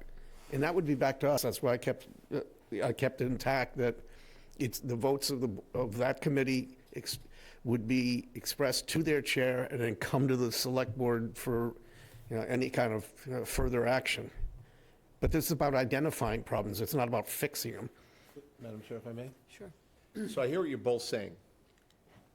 Both good points, and I don't think either one of you are wrong in your points, as far as I can tell. All committees are also a vehicle for the public to bring a concern to our government. And if somebody in the public feels like a program that they were engaged in didn't provide the necessary accommodations for them to feel successful in that program, I feel it would be appropriate for them to go to one of the HARC committee members and say, hey, here's what I found out, and maybe you could discuss it. So I see where you're going with that, Don. I also see where Michael's going with that, especially since we've had some trouble with some other committees overstepping, where they begin to actively look at the programs that are being run and feel like they may have some influence over the programming or the professionals that we've hired to run the programming. So I kind of don't know where I sit on this, to be honest with the both of you. I'd like to hear more. I had one question that stuck out to me when I was looking at item 1, and I wanted to ask you this because I wasn't quite sure I was understanding it correctly. Working toward equal status of the disabled in education, employment, economics, political, health, legal, and social spheres. Political, so I didn't really understand that. Then I thought maybe you meant something like voting, like acts that I'm not clear. Yeah, in town meeting. I mean, because there's more involved than just visual challenges. There's audible challenges. And again, I'm not asking anybody. That's why I took out the compliance officer, because it has absolutely nothing to do with them. It's a duty of the town itself, and its staff. But again, where do you go then? If we start taking away these things, where do you go to have that discussion? You're not going to go to the department head and say you're not doing. The only way for this thing to come up, to have a decent enough discussion, is putting it in a committee realm and telling them you don't have the right to go back to the department, but you do have the right to bring this up as an issue to the Board of Selectmen. And if they don't agree with you, then that's where that ends. So do you want to, and I'm just throwing this out there though, do you want to take this and then redline it to the way you were okay with redlining it so we could have another discussion on it, or? I'm okay with this. I was just trying to get this thing off the dime. No? So procedurally, is there an amendment on the floor? Yeah, it was to remove the rest of the sentence from after, and that employment opportunities offered by the town, from that to the end of the sentence was deleted. So after the comma, inaccessible, right? Yeah. So, That should be a period now, I guess. Yeah, it should be a period, and the rest of it is, The whole rest of it goes. yeah. But Michael had a follow-up point on, oh, sorry. Yeah? Joe, did you have your hand oh, up? sorry, yeah, thank you. So to your amendment, and I think this was where your colleague might have been asking earlier, the responsibility to ensure that all programs and services offered by the town of Harwich are in compliance with the Americans with Disabilities Act is the primary responsibility of every employee, not the least of which is our ADA coordinator, who is presently our assistant town administrator. I might point out that I didn't say ADA anywhere in this. So, Madam Chair, if I could continue, I think I have the floor. This paragraph follows on the previous paragraph, which makes reference to Yeah. the Americans with Disabilities Act, as well as the statute that allows for a commission. Regardless, I go back to your colleagues' comments. I wouldn't necessarily have recommended that the assistant town administrator be involved in the development of the charge, but I would offer, to the spirit of the amendment, that I think the second paragraph under scope and procedure is problematic. Because there's an obligation of personnel through administration, and that's not town administrator, that's chapter 5, to make sure that we're doing that part. So to your discussion on the amendment, I would suggest as your town administrator that the amendment doesn't go far enough. Thank you. Okay. Don? Yeah, I hate doing things like the people's court in real time, so I mean, obviously, I don't think we should finish this tonight, but I will say, you might have wanted to read the old charge then, because it was actually much more explicit, and it did talk about them getting involved with the Americans with Disabilities Act and in compliance, which I thought was like way out of line. And that's where it started from. I didn't view this as them matching up with our obligations under the ADA as much as making recommendations as to the intent of ADA, because it couldn't contemplate everything that everybody might have as an infirmity or a challenge, because it was done as a point in time. It has nothing to do with us being legally compliant with it as much as making recommendations so ethically or morally we're hitting it. And when we get to the point where where the administration is holding individual meetings with the public who are concerned about things, then I'd be perfectly happy deleting this. But there's a venue. I don't understand how you would present it, because it would have to go through the town administrator's office then if somebody had and I think that's even more cumbersome than this. Well, then I guess my question would be, if it came back to the select board, if this was, saying that you would come back to the board, then at that point, I just, on a larger scale, could see that then we, select board, could say, let's talk to our ADA officer. Yeah, but And Don, I think you did a great job writing it. I'm just hung up a little bit on that language, and I'd be happy to call you tomorrow or email you what I think as far as that goes. why don't we start with that, because Because, it's pointless trying to amend this on the fly. Yeah, and I think we could get So why don't we language from in the committee charge about people in the public as they're doing the public. Anyone that has a problem with a program can bring it to the committee, and the committee could make a recommendation just by changing a little bit of verbiage. So Okay. I'll call you tomorrow or email you. Okay. Yeah, and then when we bring it back, we'll have the original charge, we'll have your proposed. I kind of heard Jeff withdraw his motion, and Yeah, I so- that was withdraw really my my second. motion, my everything. All right, so you've withdrawn, so we have nothing else, and we'll bring this back. Okay. Is it still Monday? I know. Yeah. We're really on it, Dana. Contracts? Want me to read item A, Madam Chair? Yeah. Vote on the use of $326,364 in Chapter 90 funds for new drainage installations at various locations. Second. Moved and seconded. Any discussion? All in favor? Aye. 5-0. Item B, vote on a contract extension for Robert B. Hour, Inc. for catch basin replacement and installation not to exceed $1 million. Second, Moved and seconded. Any discussion? it would have to be signed by us. All in favor? Aye. Aye. All right? 5-0. Town administrators report?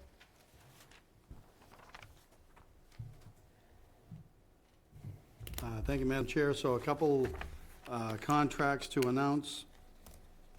One of them, I think, was alluded to earlier this evening with the so-called Hope and Go.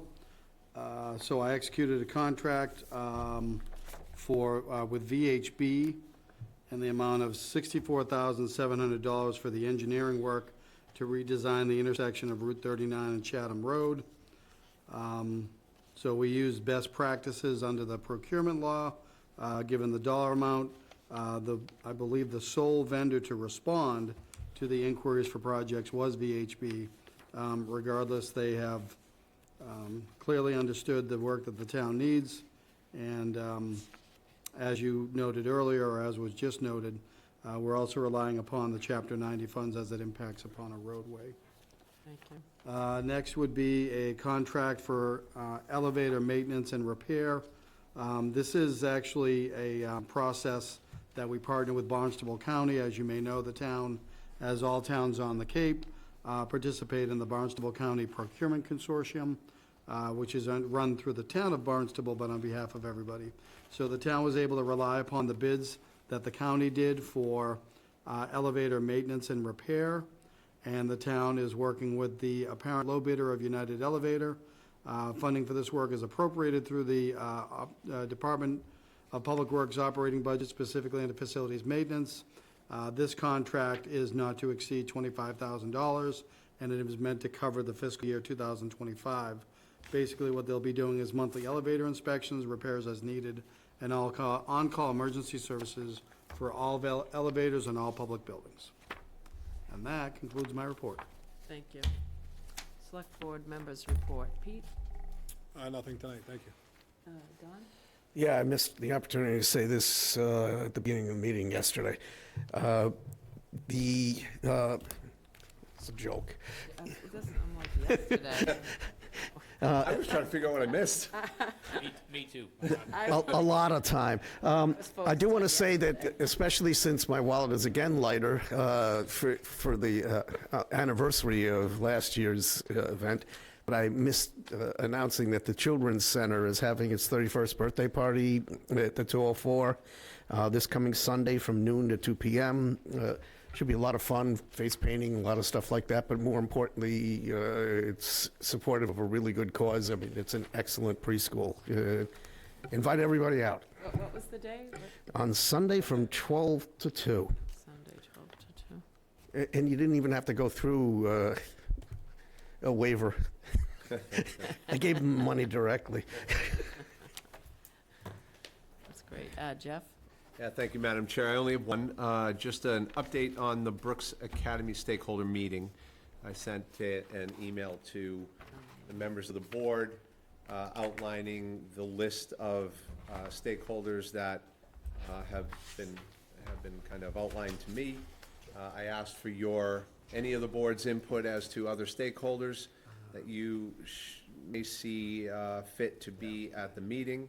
I got one response, and that was from TA Joe, to add Jack Mee to the list, which I think is a great addition.